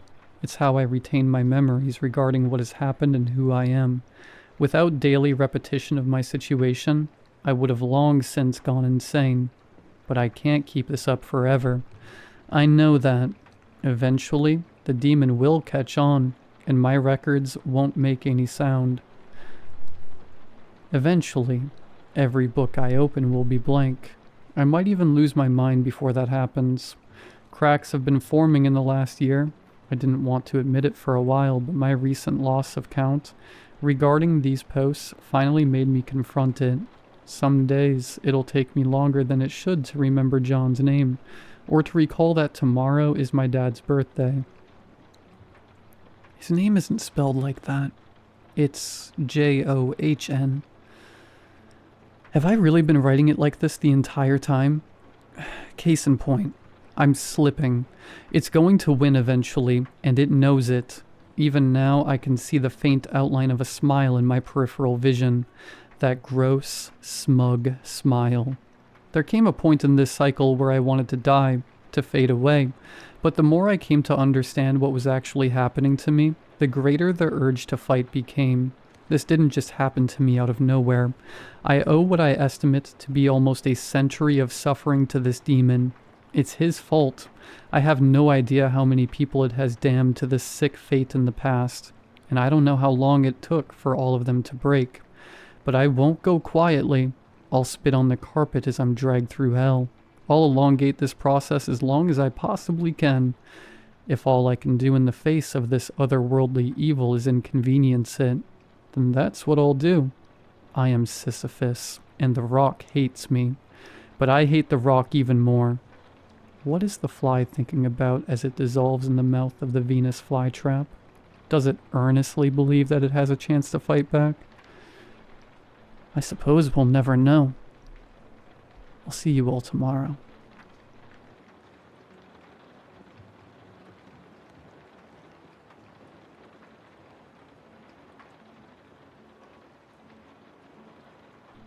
When I was just a young fella, my mama gave me a guitar for my 10th birthday. She had gotten the old acoustic secondhand, spent all her tip money from the diner on it. The thing was worn and couldn't hold a tune for anything. It sat awkwardly on my little lap, much too big for a boy my age. But it was a gift from my mama, and I loved my mama. So I loved it. I played it every day. You keep up your playing, boy, and one day you'll make something great of yourself. She used to say as I fumbled around the fretboard. We couldn't afford lessons, so as I got older I would go downtown and watch the street performers play. If I ever had $1, I would put it in one of their jars and ask them for tips. I was determined. I never wanted to be a rock star, and learning the guitar didn't change that. I didn't really care much for the idea of being famous. I just wanted to be good at something. Necessity will change a man. As I aged, life had treated me poorly, and that was mostly my own fault. I was never much for schooling. Managed to squeeze through high school by the skin of my teeth, but college was out of the question. Holding down a 9 to 5, Hell, that wasn't for me either. I didn't have the work ethic or the academic drive, but what I did have was my music. To my own credit, I had never stopped playing that guitar, and now I could play it pretty good. Music wasn't making me rich, but it was putting food on the table. I played on the streets and in local bars and restaurants. I drew in a big enough crowd for the establishments to keep inviting me back, and between the free food and drinks and the tips, I was earning a living. I knew Mr. Carwile was trouble the moment he approached me. The look in his eyes when he shook my hand said it all. He wasn't looking at an equal, but a tool, an opportunity. I should have told him to kick rocks, but my set had ended and I was a couple of beers deep, and in an amicable mood, so I heard him out. Mr. Carwile and his associates owned a small club and casino in town, and he told me I could be their house musician for the lounge. I would get to play multiple nights weekly, whenever there wasn't an out-of-town act booked. I gotta admit it sounded great. I was still going to get free food and drinks, but I would finally have the promise of an consistent paycheck, in addition to any tips. Wesley said I even get a monthly bonus for house chips to use in the casino. That was an obvious trap, and I walked right into it. Gambling was a vice that I didn't have the skill set to feed. I burned through my bonuses like wildfire every month. Before long, I started putting my own money into the casino. I was addicted. Eventually, Mr. Carwile offered me some advice, and like an idiot, I accepted. My debt piled up, and by the time I realized it was a problem, they pulled the rug on me. One day the lounge needed a musician. The next day it didn't. I was informed that since I was no longer an employee, I needed to pay back what was owed, immediately. When I couldn't, some guys showed up to my house and worked me over real good. An ugly guy with a lazy eye held me down on my own kitchen table and put my fingers in a pair of meat shears. I cried real tears for the first time in a decade and begged him not to take my fingers. Those boys laughed at my misery and took everything of value I had. They told me I had a month and left me with nothing, just the clothes on my back and my mama's guitar. In the backwoods of Mississippi, when all hope is gone and a man is truly at his wit's end, there's only one thing left for him to do. On a dusty crossroad, I stood in the dead of night and offered up the only thing I had left, spilling my blood into dirt. The Bible says the devil comes like a roaring lion, but the one that appeared before me took the form of a smiling shadow. He answered my call with a look of bemusement on his face. I held out that old acoustic and I pleaded. I wanted the fame. I needed the fame. Without it, I was a dead man. Laughter boomed like rolling thunder throughout the valley as that old serpent rejected my proposal. Mama, bless her soul, had gotten me baptized as an infant. Wretch of a man that I was already spoken for. He wanted nothing to do with me. My plight was my own. I was busking outside a local pub when they caught up to me again. Devil or not, I tried my damnedest to make back what I owed. But it still wasn't enough. My fists were balled tight as they kicked and stomped me into the curb. They could break my body, but I couldn't let them take my fingers. Maybe my head was going loopy from the beating, but as those gorillas kicked my stuff in, I swore I saw that shadow at their backs, watching, laughing. I said a silent, infernal prayer, offering up one last plea, one final bargain to the powers beyond the veil, before prostrating myself at the feet of my assailants. Wait, please, just let me play one more time, I croaked, breath ragged from the abuse they had laid out on my ribcage. One more show. Let me play one more and I swear I can make back what I owe. Please. Greed outweighed malice that day and earned me a stay of execution. I was walking with a limp when I pulled myself onto the stage at the lounge. It took only a moment to realize that I was in a den of lions. Mr. Carwile and his associates were in the audience, along with their muscle and some friends, and high rollers that had earned their good graces. Not a single paying audience member was in attendance. A final joke at my expense. I limped over to the house equipment and picked up the black Les Paul from its stand.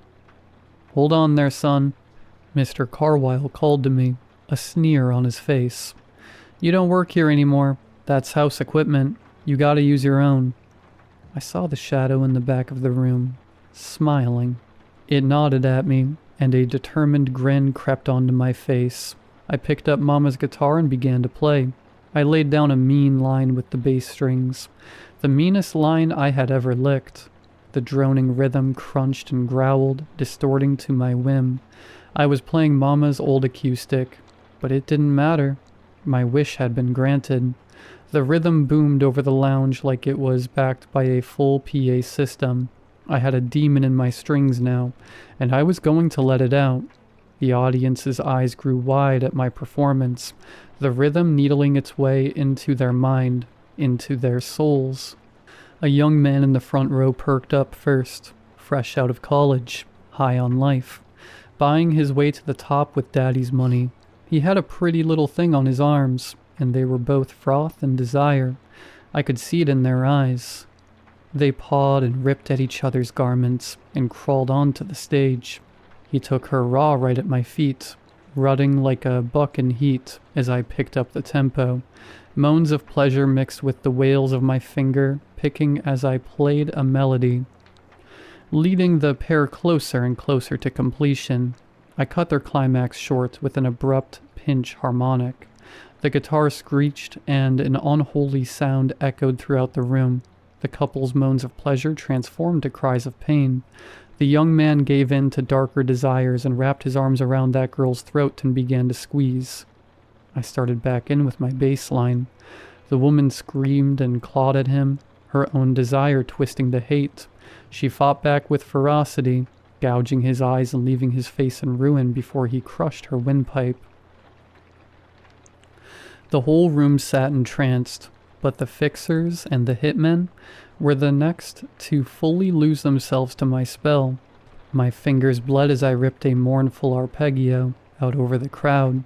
All the greed and lies, the violence and betrayals, it all churned within them and boiled over, their worst selves being forced to the surface at the whim of my playing. The demon I turned loose wrenched at their souls and whispered blasphemy into their minds, coercing them to act on their most base desires. Those evil men who got a twisted pleasure from breaking bones and tearing flesh in the name of the almighty dollar now turned that rage onto one another. With knives and bare fists, they tore each other apart and decorated my stage in blood. I didn't even need to improvise anymore.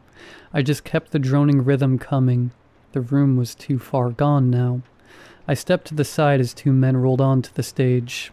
The guys that had beaten me in the street now wrestled with one another. They grappled and twisted for control, intent to kill clear in their eyes. I smiled as the lazy-eyed guy that had taken so much pleasure in my tears lost his grip and ended up on the bottom. The other man straddled him now and turned his face into an unrecognizable pulp, beating his knuckles raw into Lazy Eye's skull to the tune of my guitar. Gun smoke filled the air. The executives and the higher-ups were turning on each other, generations of backstabbing slime, now convinced they had to kill off the competition. I watched as one old man's skull erupted from behind, a hollow point fragmented in his cranium, and sprayed the room with bits of bone and brain matter. His business associate turned executioner laughed in glee, only to meet the same fate at the hands of another, the next row back. Mr. Carwile rose and approached the stage. A man who never thought of me as a person, a man who wouldn't have let me lick the crap from his shoes if it saved me from starving, now knelt at my altar of depravity. I let the guitar wail as he slit his own throat at my feet. I kept playing until every one of them fell to the music, finally stopping when only myself and the shadow remained. The silence felt thick as I looked over the carnage from the stage. The lounge had been transformed into an unholy abattoir. Their blood, Their tears, their seed. They had spilled it all for me and now lay in ruin. The devil may not have wanted me, but I had offered him a different bargain. When he followed me into that pit of sin and saw the evil dwelling in the hearts of those men, well, he just couldn't resist. I felt the room grow cold as the shadow offered up a single round of applause, grin spreading wider than ever. I tipped my head, giving a polite bow, and exited the stage. The devil took his souls, and I took my leave. I'm still not famous. Our bargain was a one-time deal, or so I thought. Sometimes when I'm playing, I can see that look start to creep back into certain faces out in the crowd. I've had to cut so many performances short that now I just stick to playing in the streets. They say you can never know what's really inside a person, but I can, and the truth is ugly. The devil hangs over me like a vulture, waiting to snatch the carrion left in my wake. Sometimes when there's a particularly vile crowd, I'll finish my set and feed the old guy. Maybe that's his hold on me, twisting my own hatred just enough to play the role of judge. I know I'm lucky to have my soul, but I want to be free again. Guess there's a bit of that greed in all of us. I've never been big on books or computers, but I'm out here doing my research now. A bona fide holy man is harder to find than you might think. I'm going to keep looking, and any help you can all provide is appreciated. Until then, if you ever hear a man playing on the streets of Mississippi, put $1 in his jar. You might be buying me lunch. It's not ideal, but I'm going to keep on keeping on, with the devil at my back and a demon in my strings.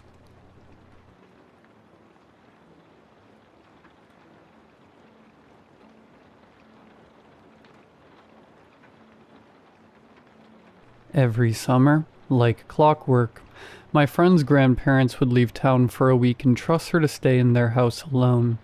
Usually a few of us would come over so she wouldn't have to sleep there by herself. But this time she grinned and said, "Let's have a party." We were in 7th grade. The party was just all of us crammed into an oversized sleepover, high on junk food and freedom. Her grandparents' house was old, the kind of old that creaked even when no one was moving. 3 stories. The basement stairs opened directly off the living room. No door, just a dark staircase that dropped into the ground like an open mouth. Upstairs were 3 bedrooms and a bathroom. The air always felt slightly colder up there. That night, we were in one of the upstairs bedrooms changing into our swimsuits, laughing too loud, not thinking about anything except getting to the pool. We left all of our bags and clothes scattered across the room and ran outside. After a few hours swimming, we came back in, dripping water across the hardwood floors, and headed upstairs to change. One of the girls grabbed the bedroom handle. It didn't turn. She jiggled it harder. Locked. At first we thought someone was joking, but then we noticed something. The lights were off. That room didn't connect to a wall switch.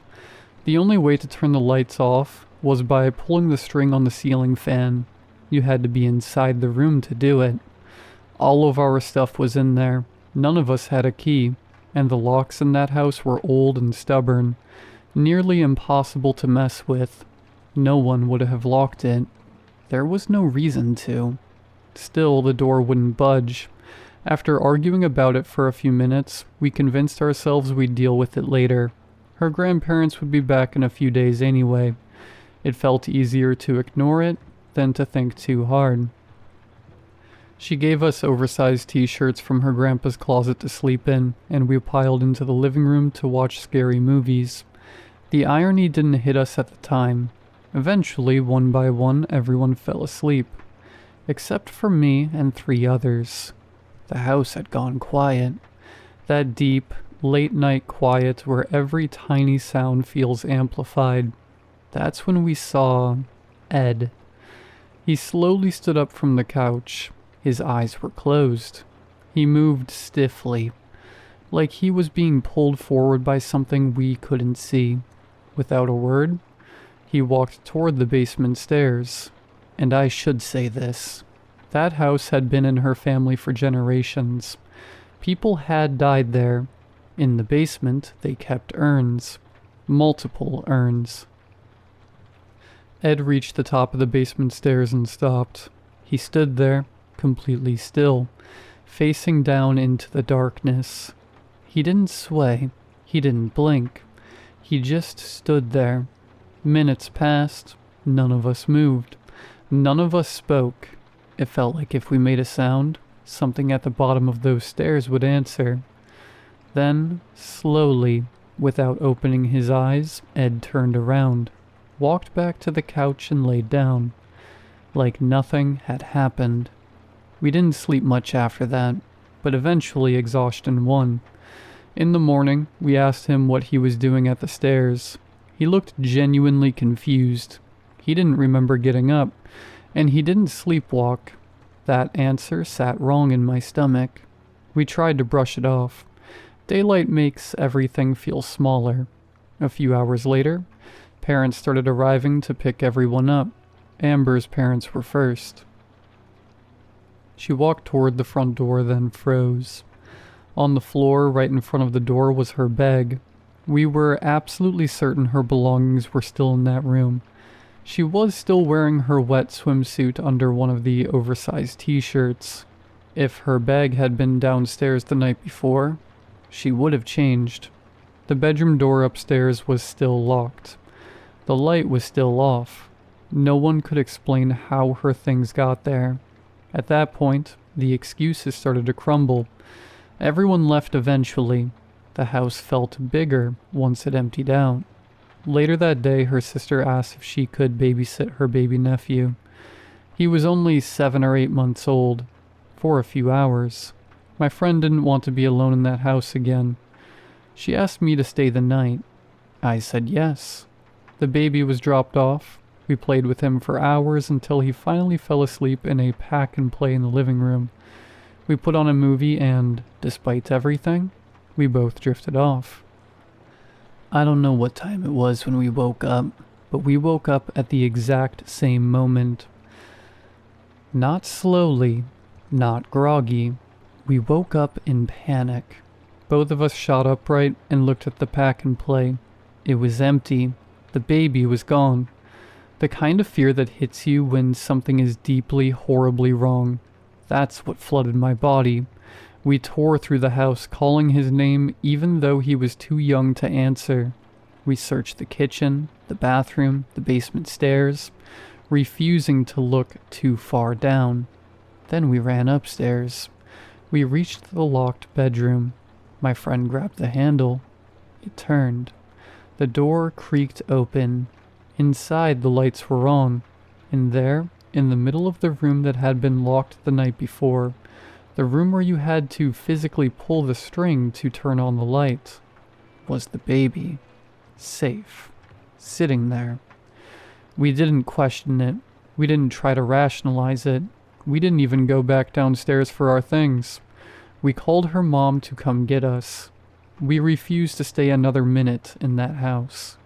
Years have passed. I don't talk to any of the people who were there that night anymore, but every time I'm in the city, I drive past that house, and even from the street I feel it, like something inside is still awake.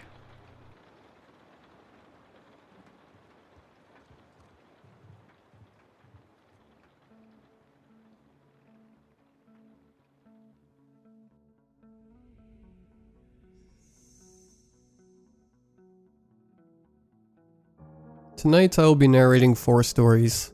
3 of them have to do with the wilderness, but story 1 will pull at your heartstrings. Literally.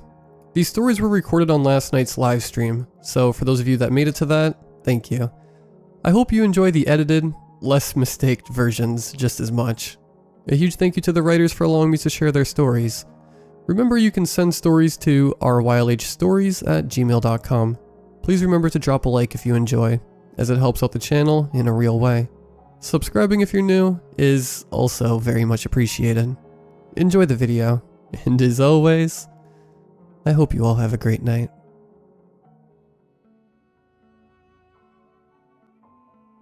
Being a single father, and late, is an unfortunately powerful recipe if you're looking to whip up some quick mishaps. My phone slipped from the dresser, and for whatever reason, managed to turn itself on. So when the rays of sun peeking through the window landed on my eyelids and woke me up, I was in a bit of a hurry. I yelled across the hall trying to wake Bethany up for school, and gathered my clothing and started the shower. Quickly running over to her room, I shook her awake, and pleaded her to get ready before we were both late. She shot a quick scowl before twisting around under the covers and mumbling something resembling compliance. Ever since my wife passed, it has been hard to keep up with everything. When I and she discovered we couldn't have children, we went with adoption. Unfortunately, during what was a lengthy process, my wife was struck by a car. When we met Bethany at the agency, she was so excited to have a new home, and my wife couldn't stop talking about it. I knew it would be hard, but even after her passing, I decided I would still go through with the adoption. It's what she would have wanted.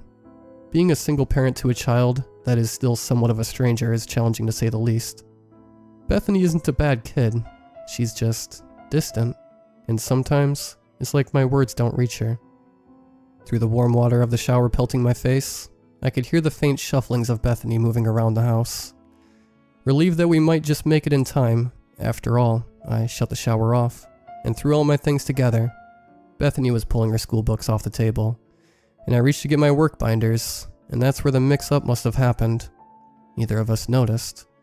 It wasn't until I had finally settled down at my desk, after dropping her off at school, did I realize it. Without looking, I pulled what I thought was my work notebook from my binder and pried it open. Looking down at the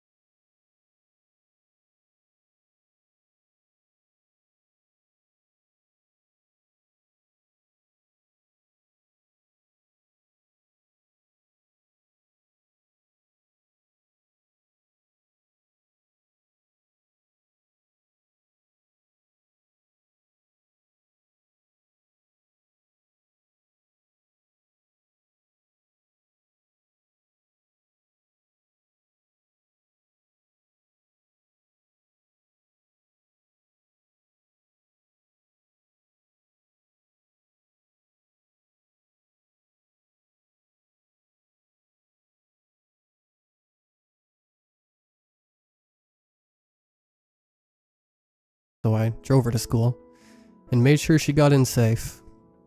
Fortunately, I knew the parents listed in the notebook already. You make a lot of connections in my line of work. They were only a few minutes away from the school, and their daughter took the bus, so I figured at least one of them would be home. I had expected that the girl was bullying my daughter, but as it turned out, it was the other way around. The parents, who were all but burning holes in my chest, went on about how Bethany would push their daughter around and poke her with pencils. Whenever the girl would tell someone at school about Bethany, nothing would come of it. I assured them that I didn't know about any of it, and that I would have a talk with Bethany. Even through their rage, they tried to be understanding. They knew about my situation. I made a few calls to the school and talked to whoever they would let me talk to. I didn't want to bring it up to Bethany and accuse her of something she didn't do. I also called the adoption agency to see if there was a history of violent behavior. Both calls yielded the same result.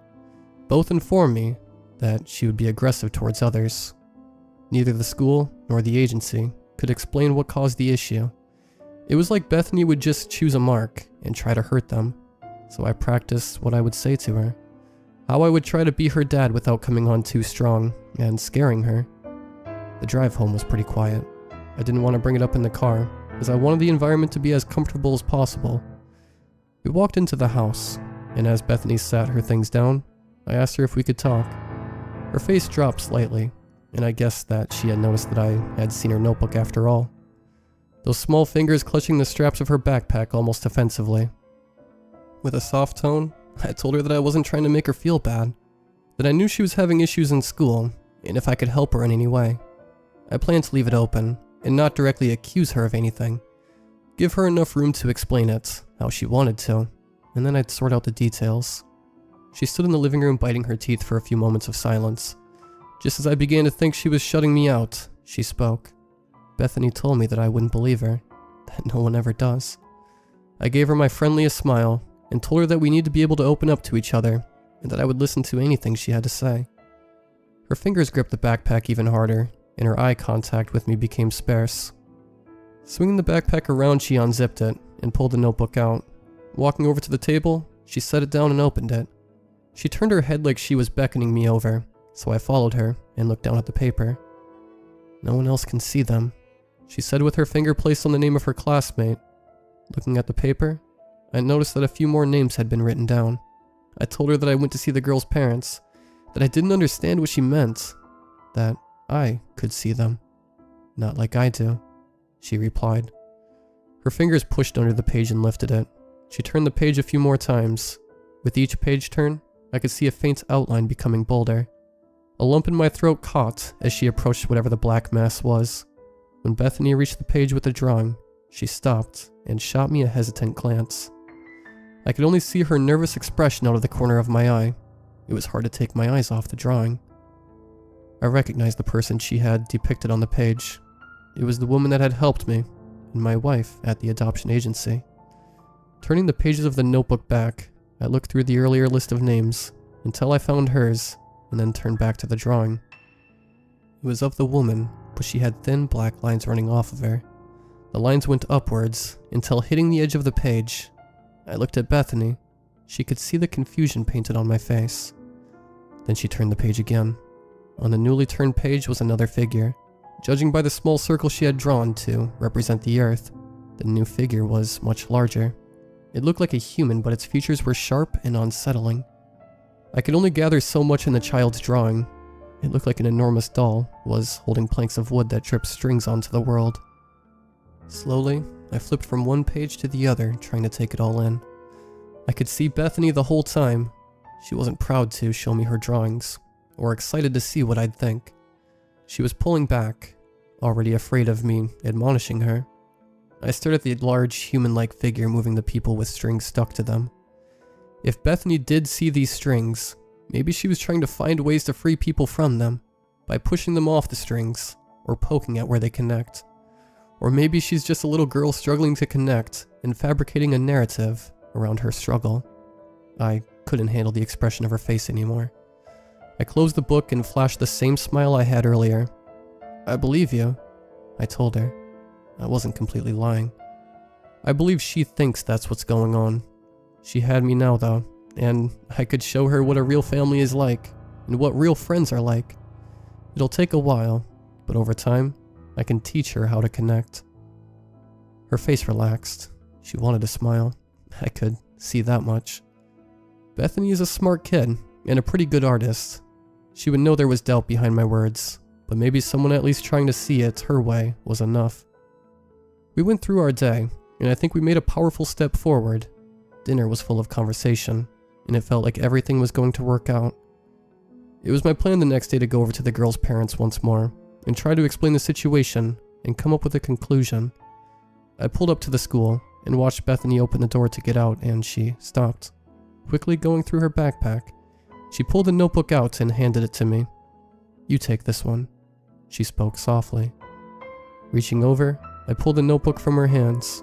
She was going to school without it, and she trusted me with it. Something I had seen her protecting like it held the secrets to the world. She trusted me. Wonder if she saw me fighting back the tears. I couldn't help but think how proud my wife would have been. "Have a good day at school," I replied, putting the notebook on my lap. When she left the car and made it into the school, I opened the notebook again. Turning to the drawings, I stared at them, illuminated by harsh sunlight. The lines of the creature with his hands almost clutching the earth. I thought they were scribbles initially. Looking at it closer, each bit of it was purposeful though. It was made of the very same strings that connected to the agency woman on the page before. I could feel myself getting sucked into drawing. Like a good book, The narrative was tugging away at my suspension of belief. Shutting the book, I allowed myself to take a deep breath and bring myself back to reality. A few short minutes later, I was once again at the door of the parents I had spoken to previously. And rapping my knuckles on their door, the father pulled the door open, and I stood on the porch explaining everything that I discovered. It all went better than I thought it would, and Bethany was even invited to his daughter's birthday party. That being said, I don't think we're going to go. The whole time we were talking, I couldn't help but think of his name written in pencil on that list. I couldn't help but think about the strings coming off of that woman in the drawing, that Bethany would have seen them above him. When he turned away to walk back inside, I watched him. I watched the folds on his shirt shifting around. I could see a fold on his shirt that acted on its own, like someone was tugging it. Something I would never have noticed if I wasn't looking for it. And in the brief time I observed it, I began to notice a thick, black line reaching upwards. Even with the door closed, I kept my eyes on where I thought he might still be, as I slowly and carefully backed away from the house. Each step off the porch revealing more and more in my line of sight, until I was far enough away I could see the whole house.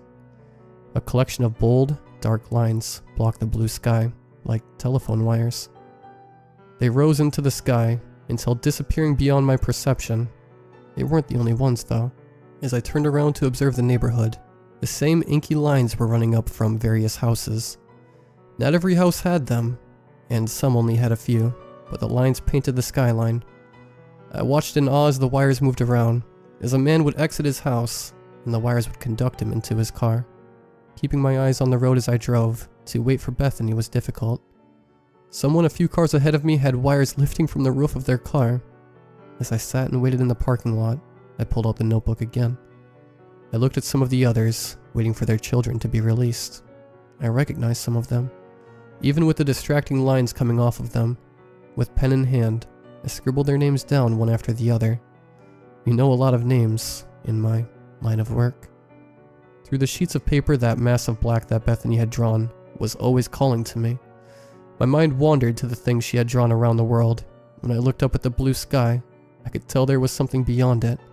Something dark was tainting the once perfectly blue overhead, a group of wires running towards the darkness like lines of the road, trying to lead me into its grasp. I must have zoned out looking into the sky, trying to see what Bethany had drawn. I didn't even notice her get into the car and sit beside me. You see them? Her quaint voice broke the daze I was in and pulled my attention.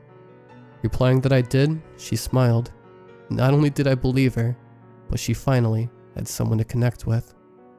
So what do we do? I asked her, looking for advice from a child. She held a long, thoughtful gaze before telling me that we'd have to figure that out together. She's very smart for her age. I guess she would have to be. Truth is, I don't know what to do moving forward. I can't take my eyes off them. All the strings in my office, on the drive to work, they're everywhere. My wife used to knit. She would always keep a pair of scissors with her in her kit, in case we were out and she wanted to work on something. She used to always joke that those scissors could cut through anything. They're right next to me as I type. Their shining metal reflecting the moonlight. Should we even do something? If we could cut those wires, what would that mean? Every day, I'm able to see that thing in the sky clearer. The more I see of those wires, the more its figure is revealed. It seems like people who don't have the wires the day before would have them the next time I see them. Was I just unable to see them? Or were they just attached? Do we all have these wires? If not, what happens when we do? I think I have to try something. So I'm writing this all down. Bethany tried to do as much as she could without bringing too much attention to herself or getting in trouble. I don't have restrictions like that. I can do more. I'm going to see what happens when you cut those strings. After putting up my post last night, detailing how my daughter's journal led me to discover people with strings coming out of them, I spent a long time just sitting at my desk with my chin resting on my open palm. Bethany had long since been put to bed, and I just sat in the darkness, staring at the bleak shadows of my room. My left hand continued to tap the smooth and silver metal of my wife's scissors. I could feel their chill each time my finger made contact. I thought about what my wife would have done in a situation like this. I wondered if I was just going crazy due to her passing. Maybe I was looking for an escape too, and bought into Bethany's fantasy. If that were the case though, I would have nothing to lose by trying to cut the strings coming out of people. I would look weird for a moment is all. It wasn't until I heard a car starting up that I was shaken from my trance. Looking at the clock, I had noticed it had already become 3, which meant several hours had slipped away from me. Getting up, I got up and felt the dizzying effects of my statue-like state. Once my head was straight, I walked over to the window. There was a set of headlights piercing the darkness a few houses down. A gentle rumbling of the motor, and the exhaust spilling out light gray smoke, stuck out from within the night. The headlights bounced off a garage door and landed on a set of wires that were jutting out from the car's roof. I could tell the driver was alone by the number of wires. Without knowing it, I had carried the scissors over to the window with me, and was clutching the metal hard enough to dig into my own skin. It's hard to explain, but watching that car idling in the driveway was like a beacon. The driver was all alone. Making my way through the house as silently as I could, I got my keys, a heavy jacket, and a scarf to cover my face. There was no plan. Even as I started my car up in the dead of night, I didn't know what to do. Making sure to keep my headlights off, I slowly pulled out of my driveway and began to follow the other car. We drove straight for a good while. Eventually, I turned my headlights on. After a few red lights, I thought there's no way the man didn't see me. Several times I thought about just turning around and forgetting about it, but the streets seemed to be so empty, like fate had orchestrated it to be just me and him on the road. As we passed by residential areas and business, I could see the wires lifting into the sky like hundreds of pillars trying to hold up the night. Another few intersections passed us by until the man in front of me turned down into an alleyway off a side street. Normally I would have been too nervous to follow him into somewhere so narrow, but my curiosity was guiding me the same way his strings pulled him along. When I pulled around the corner into the alley, I noticed the red hue of his brake lights, partially blocked by his figure. He was standing in front of his open trunk. I was already trying to think of excuses for why I was following him as I stepped out of my car. That's when I saw another wire on his person. This one was small and black like the others, but they ran from the headphones on his head to his pocket. It all seemed too perfect. I should have realized there was no way he didn't know someone was tailing him. No way he didn't see my headlights follow him into an alley. All the same, I tiptoed as lightly as I could until I was close enough to reach out. Perhaps my boldness stemmed from knowing I had no intention to hurt the man. Someone I know now that I had never seen before. All I had to do was reach out and bring the handles of her scissors together around one of those wires. So that's what I did. Watching the wires tugging at his clothing very carefully, I reached a pair of scissors over his left arm, with the blades on either side of the thick, black line. I quickly brought my fingers together and snipped the cord. To my surprise, there was no resistance. So little feeling associated his snipping the man's wire that I initially assumed it just didn't work. That wasn't until I heard the thud. The wire I was keeping my eye on seemed to zip off into the sky when I cut it, like a cosmic being slurped up pasta. I stepped back as the man straightened his posture. It felt like my ability to control my body had been stripped away before. Not because of wires, but because I had never seen a severed arm in person. My eyes were stuck looking at it. His left arm laid still on the floor, severed perfectly where the wire had been cut by his shoulder. There wasn't any blood pouring out of some gaping wound. Even the shirt's fabric was cleanly cut. You would have thought it was a prosthetic arm. That wasn't the worst of it. What I had been assuming was just some neighbor I hadn't met yet started turning to face me. Slow and calm, like he wasn't put off in the slightest. With the benefit of my headlights, I was able to witness every detail as he faced me. From the splitting points where his arm used to be, I could see small hints of black protruding out and wriggling around. When I went to look him in the eyes, all I could see was the same wriggling black threads. Even within his toothy smile, the same wires that led into the night sky were pushing through his gums. "I see you too." Those words, spoken by the man, still echo through my head. The voice was a poor imitation of human speech. There was a noticeable metallic twinge behind him. It sounded as if the words were being produced by rubbing metal together. After hearing him speak, I quickly backed up and fumbled around trying to get back into my car. As I backed out of the alley, I watched as the man, still smiling, started to rise into the air. The strings that pulled him upwards were vibrating as they did so. A thread reached down and picked up the arm that had fallen off as well. The drive home felt like it took much longer than it did getting to the alley, every black line along the way sticking out more. It felt like the strings were trying to get my attention, almost as if they wanted me to look at the sky. I refused. My daughter's drawing still burned into the back of my mind. Getting home, I repeated my silent escape in reverse, and retreated to my room after making sure Bethany was safe and sound. There was no way I would be able to sleep after what I had witnessed, so I decided to try and figure it out.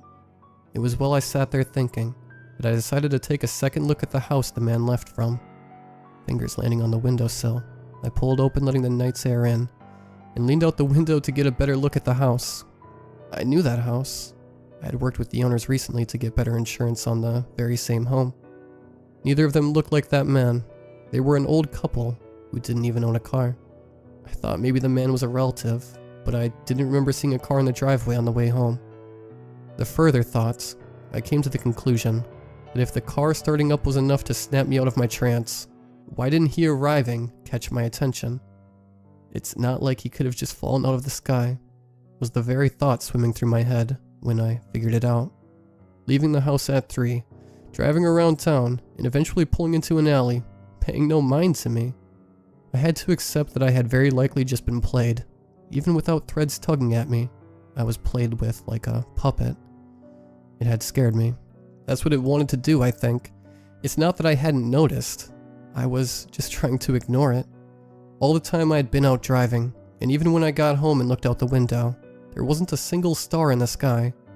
The thing had messed up though. In the alley, I discovered that I could in fact cut the cord. Some little girl with no understanding of what she was looking at, or how to handle it, was one thing, but it wouldn't want me snooping around, right?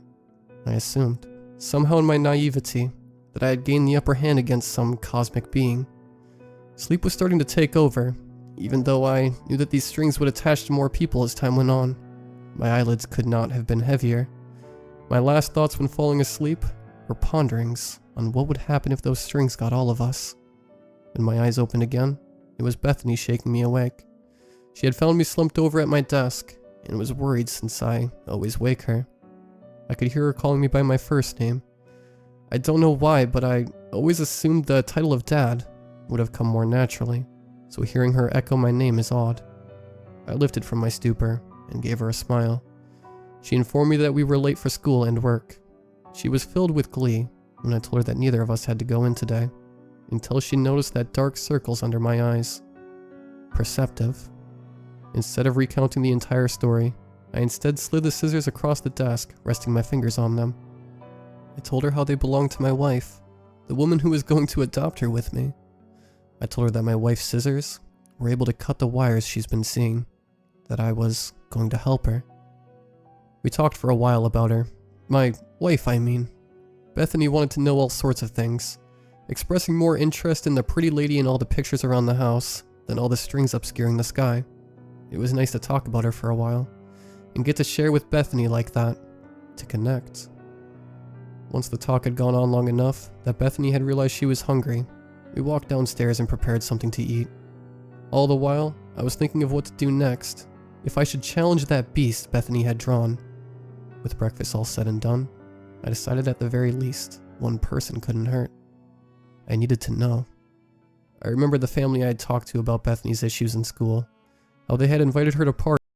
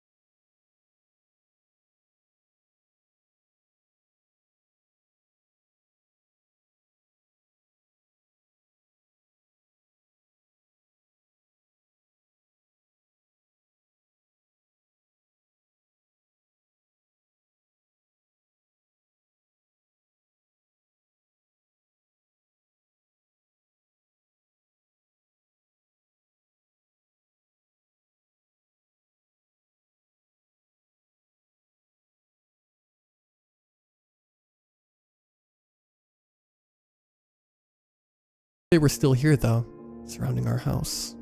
Every time I got the courage to look outside, there was more of them, and I couldn't imagine a way out. Finally, there was a knock at the door. I and Bethany nearly screamed when we heard it. We were so focused on coloring in one of the characters, on some after-school program, that we had forgotten about the outside world. With a whisper, I told Bethany to stay in the fort no matter what. She tried to protest, but I showed her I had the scissors and guaranteed her I would be safe. Leaving the fort, I quietly paced my way to the stairs.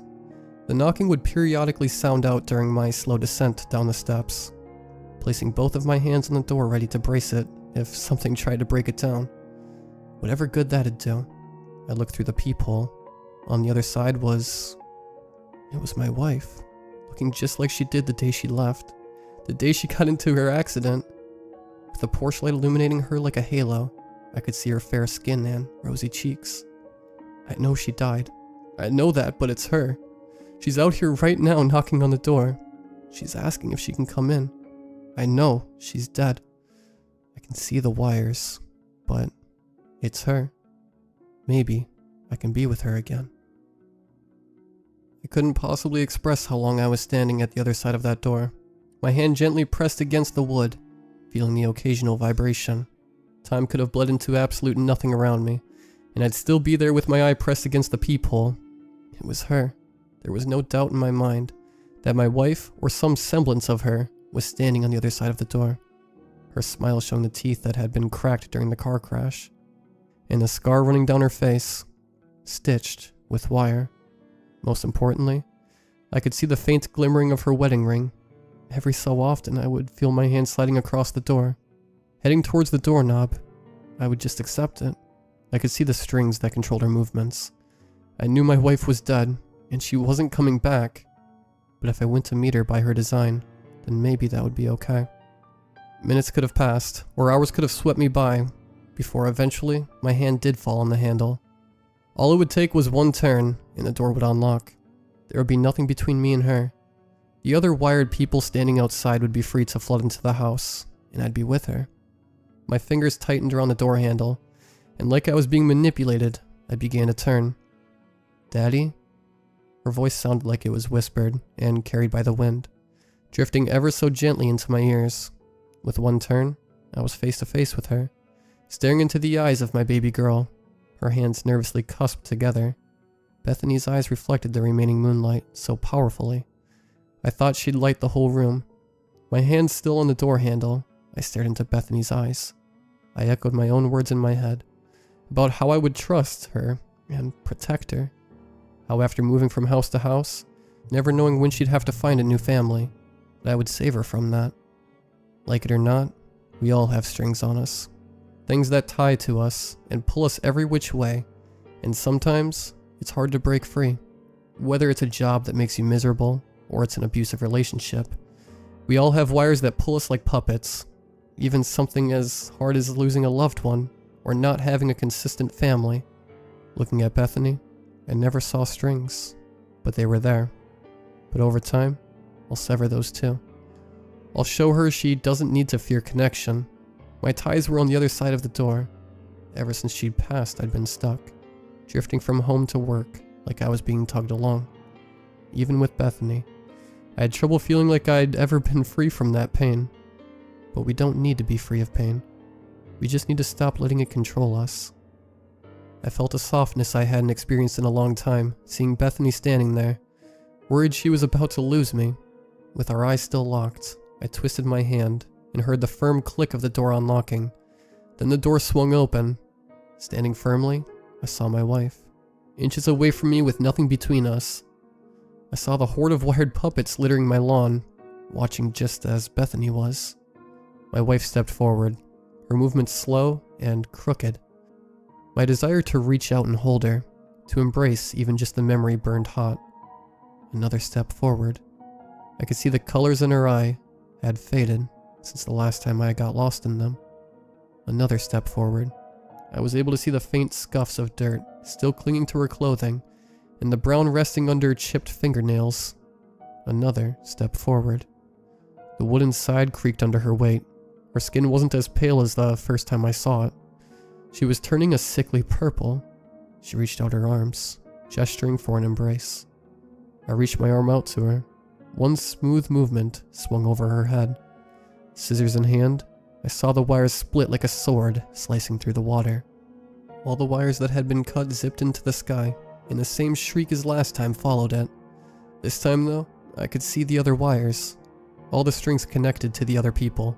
All vibrated when the creature above cried out. It causes pain. The body of my wife dropped to the dirt, and her colors began to shift until her entire body took on a metallic black. It was difficult to watch something resembling the woman I loved, falling apart until she was just a bundle of strings. I didn't have much time to think. As the wired people started making their advance, quickly I went over everything in my head. After all was said and done, all the conclusions I brought myself to, all I knew is my daughter is something special. All the names in her notebook were people she knew.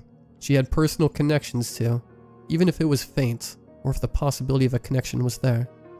She would put these names in her journal, even going as far to draw her social worker, someone who would be the closest to her. When she told me about everything, I started to see the strings just like she did. And then the strings began to spread faster, because I had connections all over the city. I was looking at Bethany again. I could hear the others stepping inside the house behind me. What would they do if they caught me? Put wires on me too? Make sure I could never make my own decisions? Never leave Bethany? How alone can one girl get before she desires connection so bad? How desperate can one man be to see his wife again? There was no cosmic entity, no great force from another dimension manipulating the people in a small town. There was just me and Bethany. Our inability to cope with our fears of losing, terrified of change beyond our control. It was no wonder my wife's scissors could slice the threads above the people. I gave them the power to do so. Before the other wired individuals got close enough, I quickly stepped over to Bethany and knelt to her. She was worried I'd push her away if I discovered the strings she saw hanging over people's heads, so worried that I would send her back. Place yours on mine, I spoke, holding out my open palm. She hesitated at first, but eventually her small hand pressed against mine. The people behind me had stopped moving completely, or at least I couldn't hear them. I lifted my other hand and circled our touching hands. She looked at me curiously. I asked her if she could see the thread. She stared at me for a while as I continued wrapping our hands together. Her face lit up and she nodded her head. Help me tie it? She used her other, and together we tied the thin red string that I saw in my head around our hands. I smiled at her. She returned the expression. Now no matter what, we're tied together, okay? I questioned, hoping I was on the right track. Still beaming, she nodded her head. I heard the people behind me starting to stir again, creaking the wood as they moved. Anxious, I turned around to observe them walking. Only they were leaving the house, and my heart became light. Standing up, still holding Bethany's hand, we walked to the front door and watched the citizens spreading out, the strings directing them home. Once all of them seemed far enough away, the strings that held them in chorus started lifting into the air. One after another, the people in town were being freed of their strings. Bethany had found her connection, something she can hold on to without forcing people to be with her. Well, I'll never get the knowledge that I don't get to be with my wife anymore. I have a light in my life again, a beaming little girl with a big heart and a dangerous imagination. As the night sky finally became vacant of those black lines I had come to know over the last few days, I couldn't help but think one thing.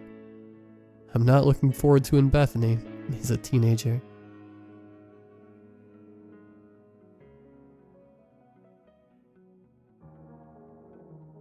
I want to preface this by saying, I know it sounds insane. You're probably thinking I was on something, but I promise, even after thinking it over for as long as I have, I don't think it was a hallucination. This is just, it really creeped me out, and I can't think of any explanation. I'm starting to feel like I'm running out of time. It was 2 weeks ago when I saw it. It was a Sunday, and the dog owner of a large and hyper German Shepherd, B, I make a point of taking extra long walks on this particular day. It tires her out just enough to keep her from barking throughout the night, and it gets me out of the house. I work from home most of the time, and it can get pretty suffocating sitting in one place for huge chunks of the day. I live close by to a bunch of mountain trails that have mostly been abandoned by the district council. It's out of the way of any major towns, even villages really. The closest thing being 15 or so minutes by car, so I guess they just sort of forgot they ever existed. The paths are overgrown and unruly, but it really isn't that bad once you get used to it. At night it can get pretty dark, but pack a torch and it's a beautiful place to live. B likes it anyway. Or liked, I guess. It was a good day. The sun was shining and the sky was mostly clear, but nothing to worry about. I take extra caution on cloudier days so that I don't get lost in the haze, but that day was just so clear that I can't still wrap my head around what I saw, or how I saw it. This is where I get extremely confused. I take the exact same path every time, so much so I can let my dog off her leash and let her run havoc along the trail. She's smart and knows them better than I do, so I can't understand how this had even happened, but I digress. We'd been walking for maybe 20 minutes. Bee's excitement about being outside slowing down to a curious trickle. She's never strayed far from me, but she was by no means a clingy dog. She was fiercely independent and brave, a cookie-cutter example of a German Shepherd really, and I love that about her. It was just unfortunate that she decided today would be the day she strayed just a little bit too far out of my sight. We rounded a corner, the hills on either side of us rising up high and steep enough that I could only just see the top. It was my favorite part of this walk. I like to think it was an organic corridor, the mountains parting just a little bit to allow passers-by to go through. It always had a friendly, cozy feel to it. Magic. I'd never felt more wrong about anything. Bee raced around the corner, and I lost sight of her.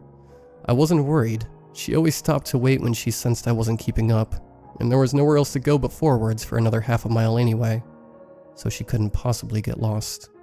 Which is why my body froze up when I didn't see my dog.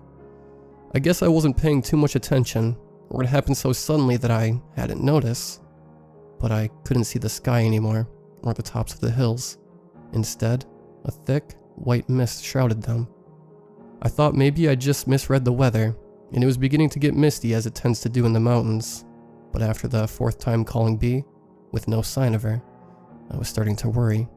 The fog got thicker around me and the farther I walked, and I felt sluggish, like it was trying to slow me down, but I persisted, calling Bee louder each time. I shivered. When did it get so cold? It was the middle of summer, and under my feet, I could feel the crunch of frost. The air was dry, despite the fog, and I found it hard to breathe.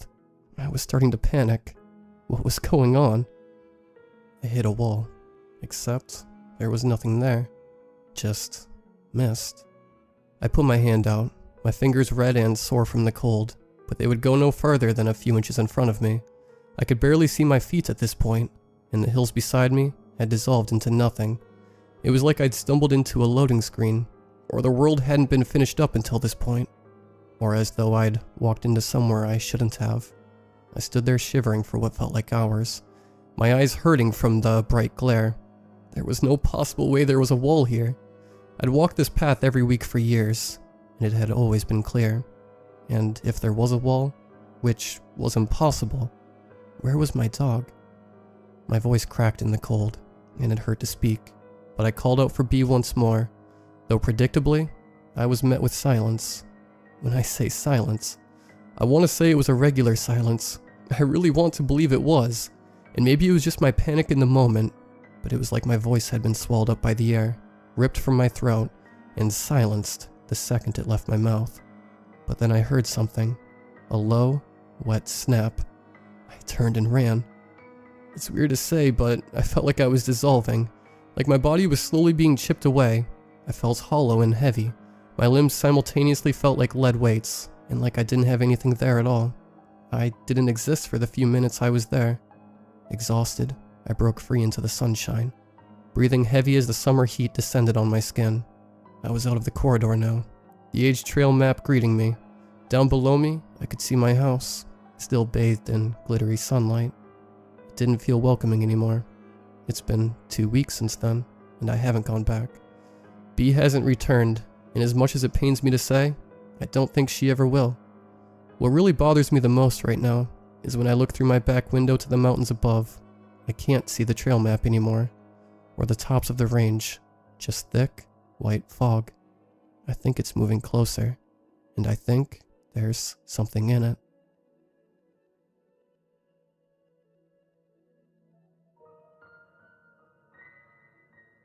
It was a cool, crisp August morning in 2017, and I thought it would be a good idea to take a few days off and go camping, which in hindsight was a bad idea.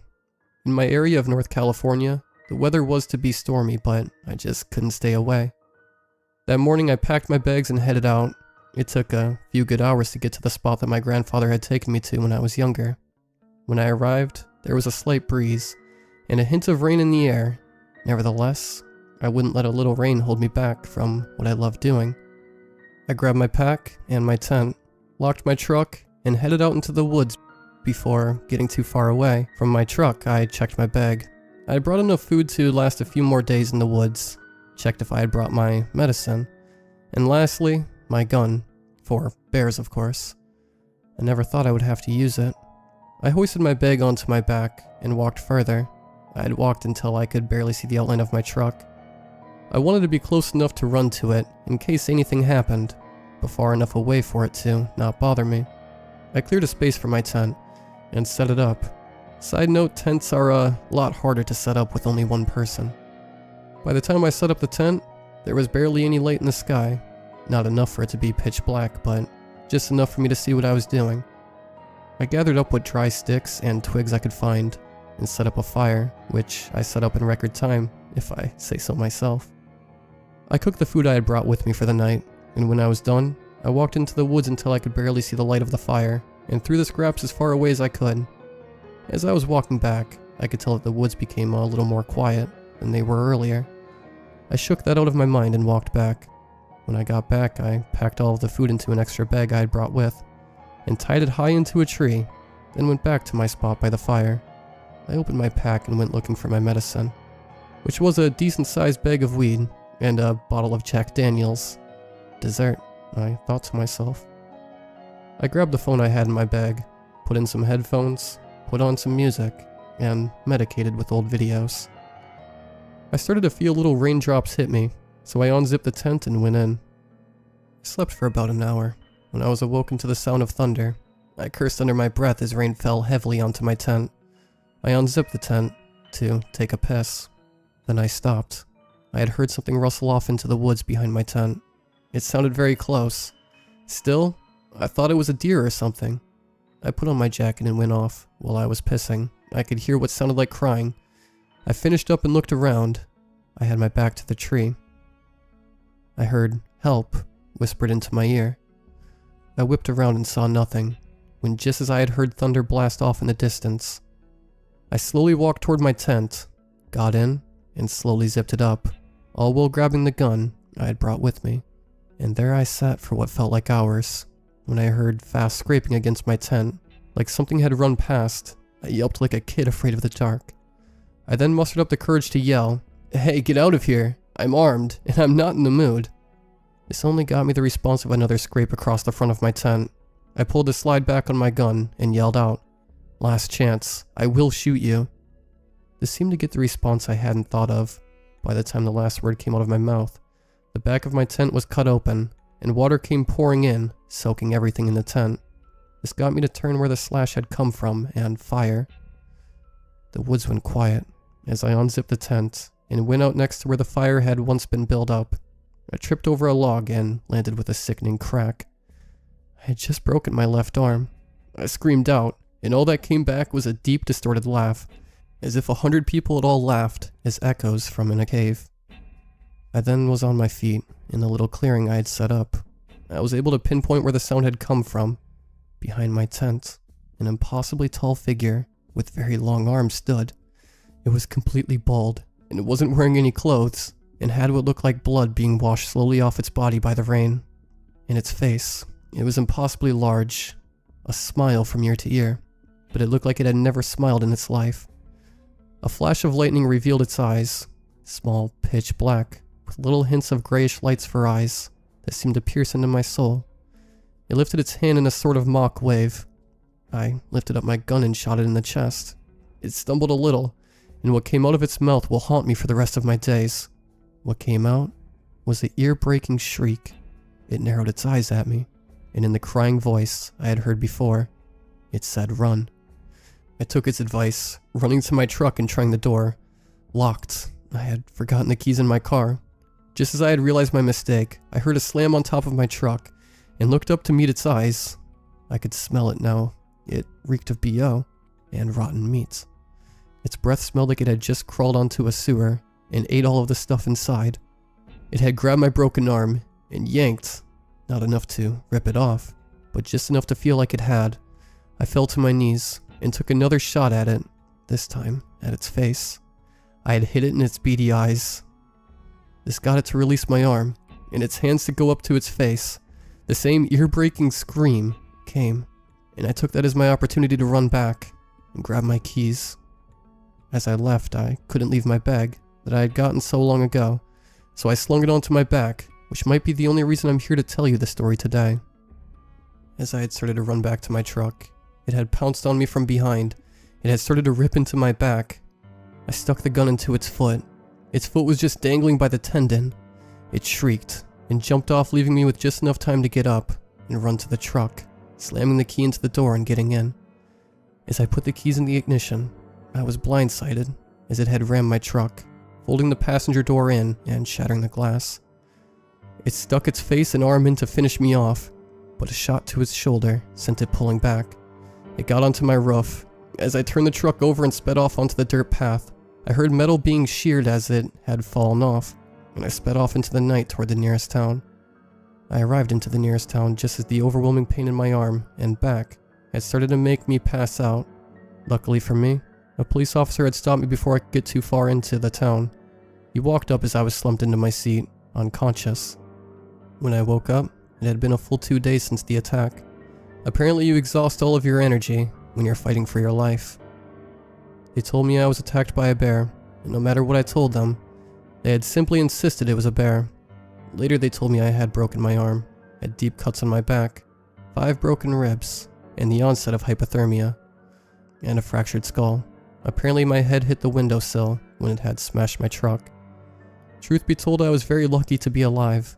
Now when I tell you I will never go camping again, just believe it, because something lives out in those woods, and guns won't kill it.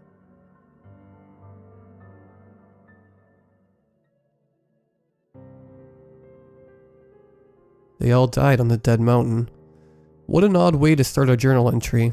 Then again, it's kinda cool. They all died on a dead mountain.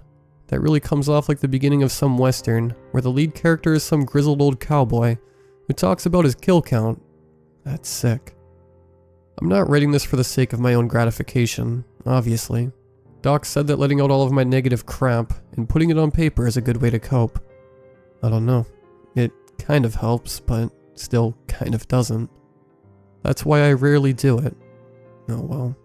Anyway, back to why I'm even writing this whole thing down right now. They all died on the dead mountain. I would say we all did, but that would be a lie. I am alive and David is alive too. I could say our souls died there, but that would be a lie as well. These have died way before. I met David back during my service. Turns out this Georgian hardman didn't live far away from me, and we apparently share the same love for nature exploration. I suppose our military experience is what ensured our survival. I digress. My story might sound like some crazy conspiracy theory, or some bullcrap tale to anyone who might read it. If ever, but it's not. I went to Dyatlov's Pass with 9 other people, and 8 of them are dead. Ironically, they died probably the same way the infamous expedition had died so many years before us. As far as I'm concerned, only one person died because of extraordinary circumstances, and to be perfectly honest, I'm not sure about that either. Something killed Andre, a creature, but I wouldn't call it a supernatural creature. It was probably some sort of bear species or something. I hope it was one of those. Yeah, I do have to mention something that might make a conspiracy theorist or the supernatural enthusiast drool all over themselves, however. Once we left Vizai, the last settlement before our destination, The atmosphere in the area felt kind of weird. It's like the air was kind of heavy and cold. Not the type of cold you get in cold weather, but as if everything was devoid of life. If I had to compare it to anything, it's like the aftermath of a battle on a battlefield. Everything is so cold and dead, and nothing feels exactly right. It's like you're on another plane of existence. Like, I don't even know how to put this. Now maybe it's just the northern climate that made me feel this way, but I don't really know. There was this one moment when we reached the foot of the hauntedhouse during which everyone just kind of froze for a moment. We had this collective lapse in thought, and we just stopped. Looked at each other with confused looks in our eyes. I remember saying that we all just must be still half asleep, since this was the early morning, and just like that, we just carried on with our trip. I don't recall experiencing that feeling ever again. Maybe we were just being collectively tired, or maybe not. I don't really know. For all I know, maybe this thing is just part of my imagination. I tend to get that from time to time. Not very pleasant to hear bombs going off, where there are none. Regardless, I went to Hauntedhouse for the sake of an alpine hike.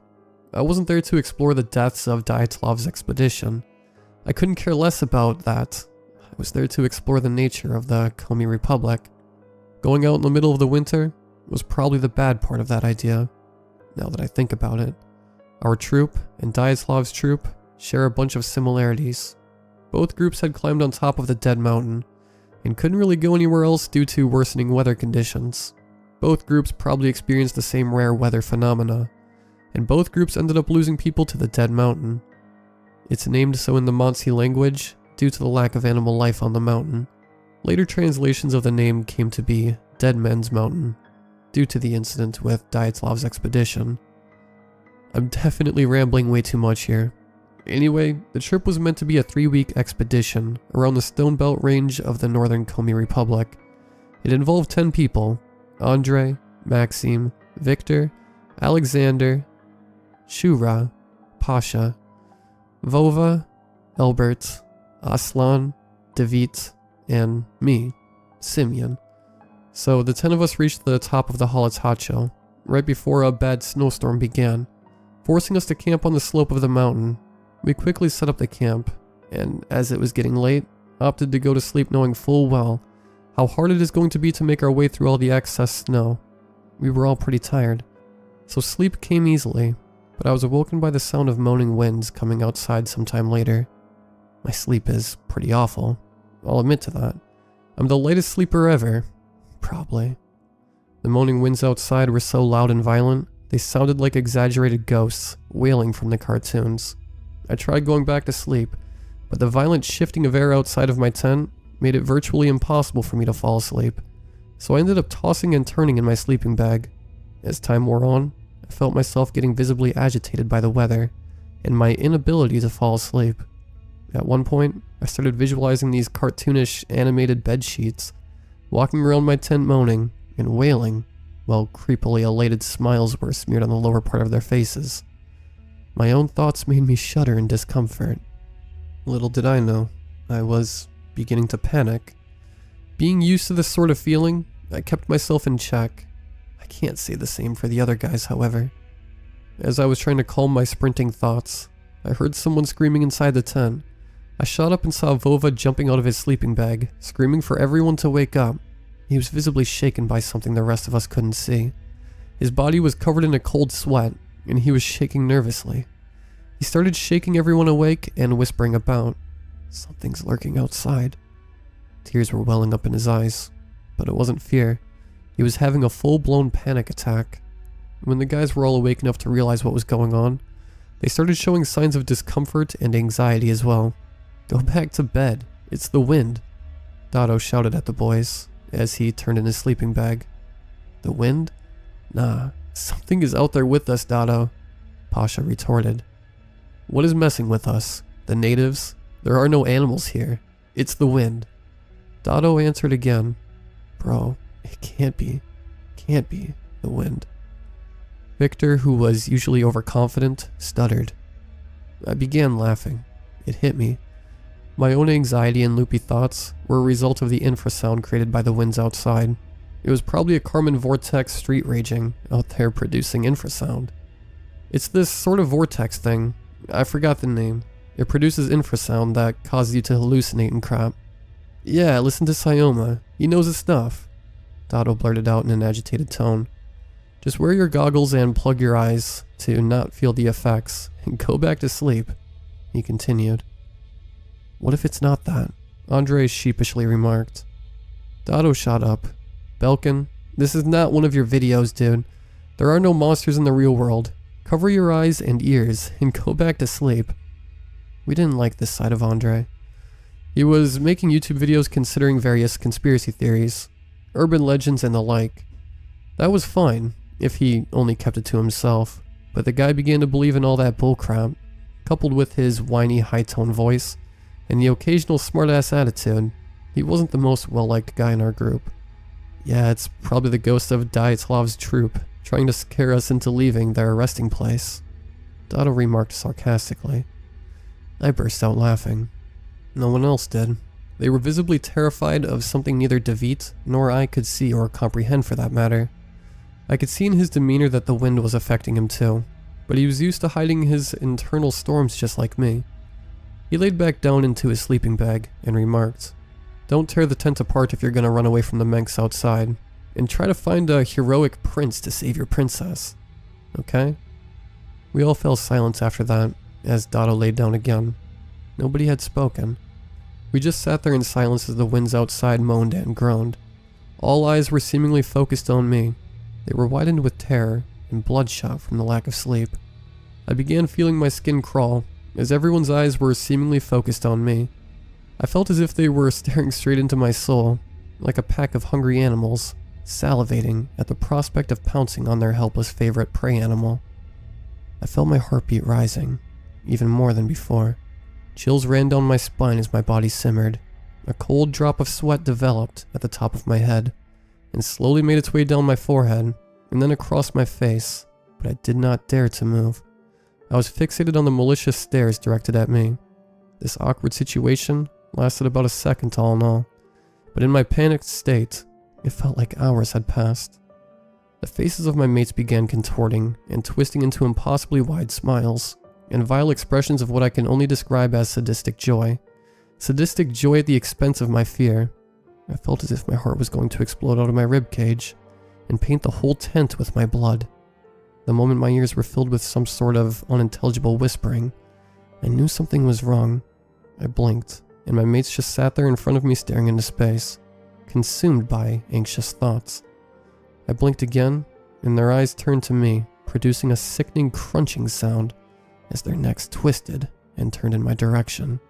Their faces were plastered with these disgusting clownish expressions of morbid delight as the whispering in my ears turned into muffled chanting. I blinked yet again, and they were back to their normal selves. I clenched my eyes shut as I began breathing deeply, trying to calm my rampaging nervous system. The infrasound was causing me to hallucinate. 4 breaths in, and I felt 2 frigid, bony claws land on my shoulders, sending shivers all over my back and arms. That's not real. It's just in your mind, I told myself. Thud. Something crashed, producing a loud thumping sound. One so loud it even drowned the moaning of the vortex outside. It was so loud, all of us were startled. The guys began getting up and talking about something. I didn't pay enough attention to notice what they were saying. I was focused on the storm raging inside of my mind. Everything outside sounded so meek and muffled. I could make out one of the guys saying, "It's just the snow," but I have no idea whom it was. By the time I felt I was calm enough to notice what was going on, most of the guys left the tent. I shook myself out of my self-imposed meditative trance to notice that the tent was mostly empty, with Dado laying in his sleeping bag, his eyes and ears covered. He was already asleep, and Andre, who was making his way out of the tent. He was barely dressed. I got up from my sleeping bag as he was making his way out. "The hell are you going like that, man?" He didn't respond. "Andre!" I called out as I ran towards his tent's entrance. "Belkin, where are you going?" "Hey, dude, wait a minute." Nothing. He just ran outside without even turning back to me. For a moment, I thought I'm hallucinating all over again, so I went to Dado and shook him awake. He removed his ear flaps and mumbled, "Sup? Dude, did the hell just leave or am I losing my shit?" I croaked. He sat up, removing his goggles and wiping his eyes before looking around our shelter. "Crap," he mumbled to himself. The realization sank in. They all ran out. Most of them were poorly dressed. "Gotta get to them before they freeze to death," I said. Yeah. David was already ahead of me, putting on an extra layer of pants on top of his pajama trousers. We dressed up as quickly as we could and ran out of the tent, hoping to see any one of the guys before it was too late. Looking around frantically, we screamed the names of our mates, but no answer came. We started looking for some sort of a clue. Something. Some sort of a sign. Maybe even a human shadow.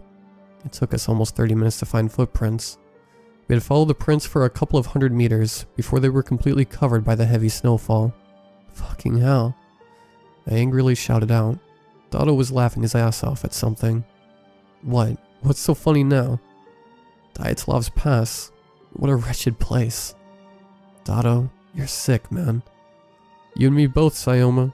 You and me both." He chuckled. That's when he stopped and pointed his finger up in the air. "Did you notice that?" He asked me. "Shadow?" "Yeah." Something ran not far behind us, casting an oddly shaped shadow. We slowly turned around and started walking to our east. After a few minutes of walking, we were startled by some sort of whooping laughter. Something similar to a hyena, but not quite. "The hell?" I blurted out. David pressed his finger to his mouth, gesturing me to remain quiet, and then he pointed to the left. Following his finger, I saw Andre walking towards something that looked like a four-legged statue. I nodded, and we quietly made our way towards Andre. He was quite the distance away from us, but we knew we could at least reach him and get him back to the tent and tend to him before something goes wrong. 15 seconds after we started sprinting towards him, I could finally make out this thing he was walking towards. It wasn't a statue, it was a thing, some sort of animal. It looked like this emaciated bear thing, with a terribly long gray fur dangling from its skinny frame. It looked like it was part of the snowstorm.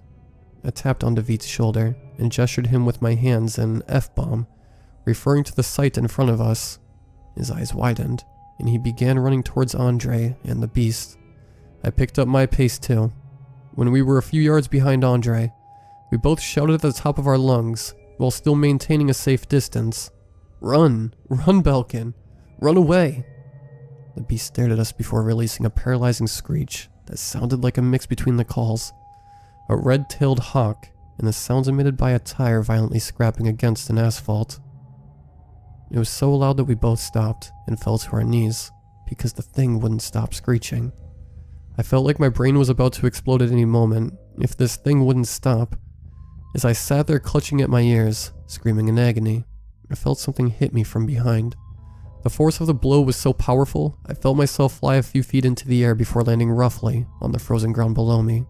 Everything was blurry for a few moments, once I hit the ground, and then I blacked out. I doubt I'd be sound enough to even write this if it weren't for the landing's impact on my head. What I've seen during these few short moments was probably worse than seeing a person getting blown up to bits, and I've seen that. Unfortunately, I did that to someone. When you're blown apart by a grenade, you don't get the displeasure of feeling pain. It's just way too quick. A nanosecond passes, and everything is over. You're dead. As much as I didn't like Belkin at points, the poor guy didn't have the pleasure of going out fast enough to not feel a single thing. While his death was fairly quick, he probably felt a moment or two of hellish pain. Anyway, in these few short moments, before I was out though, I've seen what happened to Andre. 4 of these animals ran up to him and tore him apart like a paper doll, spilling his blood and viscera all over the snow. His death was a quick one. They had torn him apart completely. Nobody survives that. Not to mention how one of these things grabbed him by the neck and tore his head off. He had probably died before he even got to feel most of the pain, and even the little that he did feel probably felt worse than anything I could handle. Just thinking about it makes me feel sick to my stomach. That's why I've never told anyone about that until now.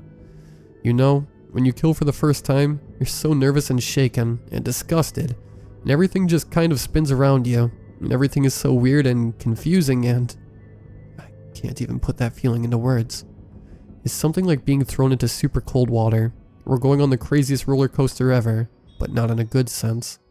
It's just like everything you knew just goes to crap, and it's not a feeling you are going to feel ever again, because eventually, we humans, we get used to killing en masse if we need to.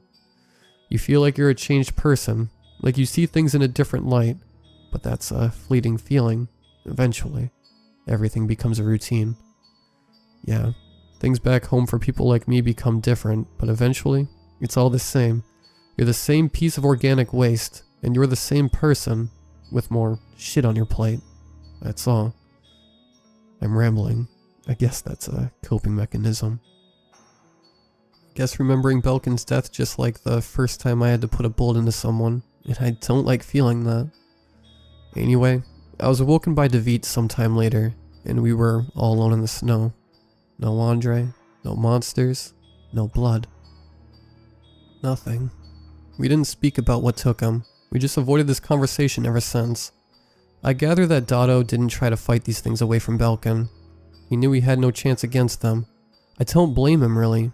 We looked around for the other guys for some time, and when the sun began rising and we hadn't found anyone, we made our way back to the camp, and from there, we got back to Vizai. A search party was organized once we've explained the incident to the locals. It included me and Dotto. We ended up finding the bodies of everyone. Took us a few weeks to get to Shura and Max, because they somehow ended up on the other side of the mountain, covered in the aftermath of a minor landslide. Everyone was found, everyone but Andre. Turns out, Slesarenko's backpack was found 100 meters from where his body rested. No clue why he took it with him when they all ran out, but then again, he had a flashlight and about 1 million batteries in there. His journal was there too. He liked writing stuff down. It's shameful he had to go so early. The man had a brilliant mind. What a waste. I hate this. I hate this so much. We let one of the search party members keep his diary. Lovely lady she was, so why not? Said she'll spread our story for us. I'm digressing again. Dotto and I know exactly what happened to him. To Belkin, that is. My thoughts are all over the place. On my last night in Vizai, I took a hike in the town. I was just thinking about all that had happened, and how this could have been prevented, if only they listened. Or rather, if we tried to convince them a little harder to protect their sensory organs. Anyway, as I was walking around, snow began blowing again, and a burst of familiar laughter rolled in the distance, making me freeze in place. I turned slowly to the sound of the diabolical vocalizations and saw it. It was standing showered in the moonlight. This wretched beast stood in front of me and stared right into my core. I could barely make out its shape properly. The beast had a thin frame coated by a heavy gray fur coat, hanging from its emaciated body. Everything was pretty much covered by the coat, and if it weren't for the wind that blew apart the tense coating of the creature, I wouldn't be able to see its skeletal frame. After a few moments of staring at each other, a gust of wind finally blew the patch of fur covering the beast's head apart, revealing its disgusting, dolphin-like mug. Our eyes locked for but a second. Its white eyeballs stared at me unblinking, making me feel almost physically as it let out its laughing calls, and then the beast turned around and walked away, fading into the snow. A wave of discomfort washed all over me, making me shudder. That made me realize that perhaps it wasn't the wind on top of Halatacho that caused all of this. Maybe it was the fault of these things that live in Dyatlov's Pass. Perhaps these are the minks that the Montsi myths speak of. But I do hope this is just some sort of crazy undiscovered bear species. I can't know for sure, but what I do know for certain is this was the reason at least one man died on the dead mountain. Did writing this down help me? Absolutely not. I still think I have a part in their deaths, and quite frankly, the memories made me feel sick. I'm gonna stop now before I blow up again. God damn this. God damn every single thing about this. I'm done with this sort of stuff.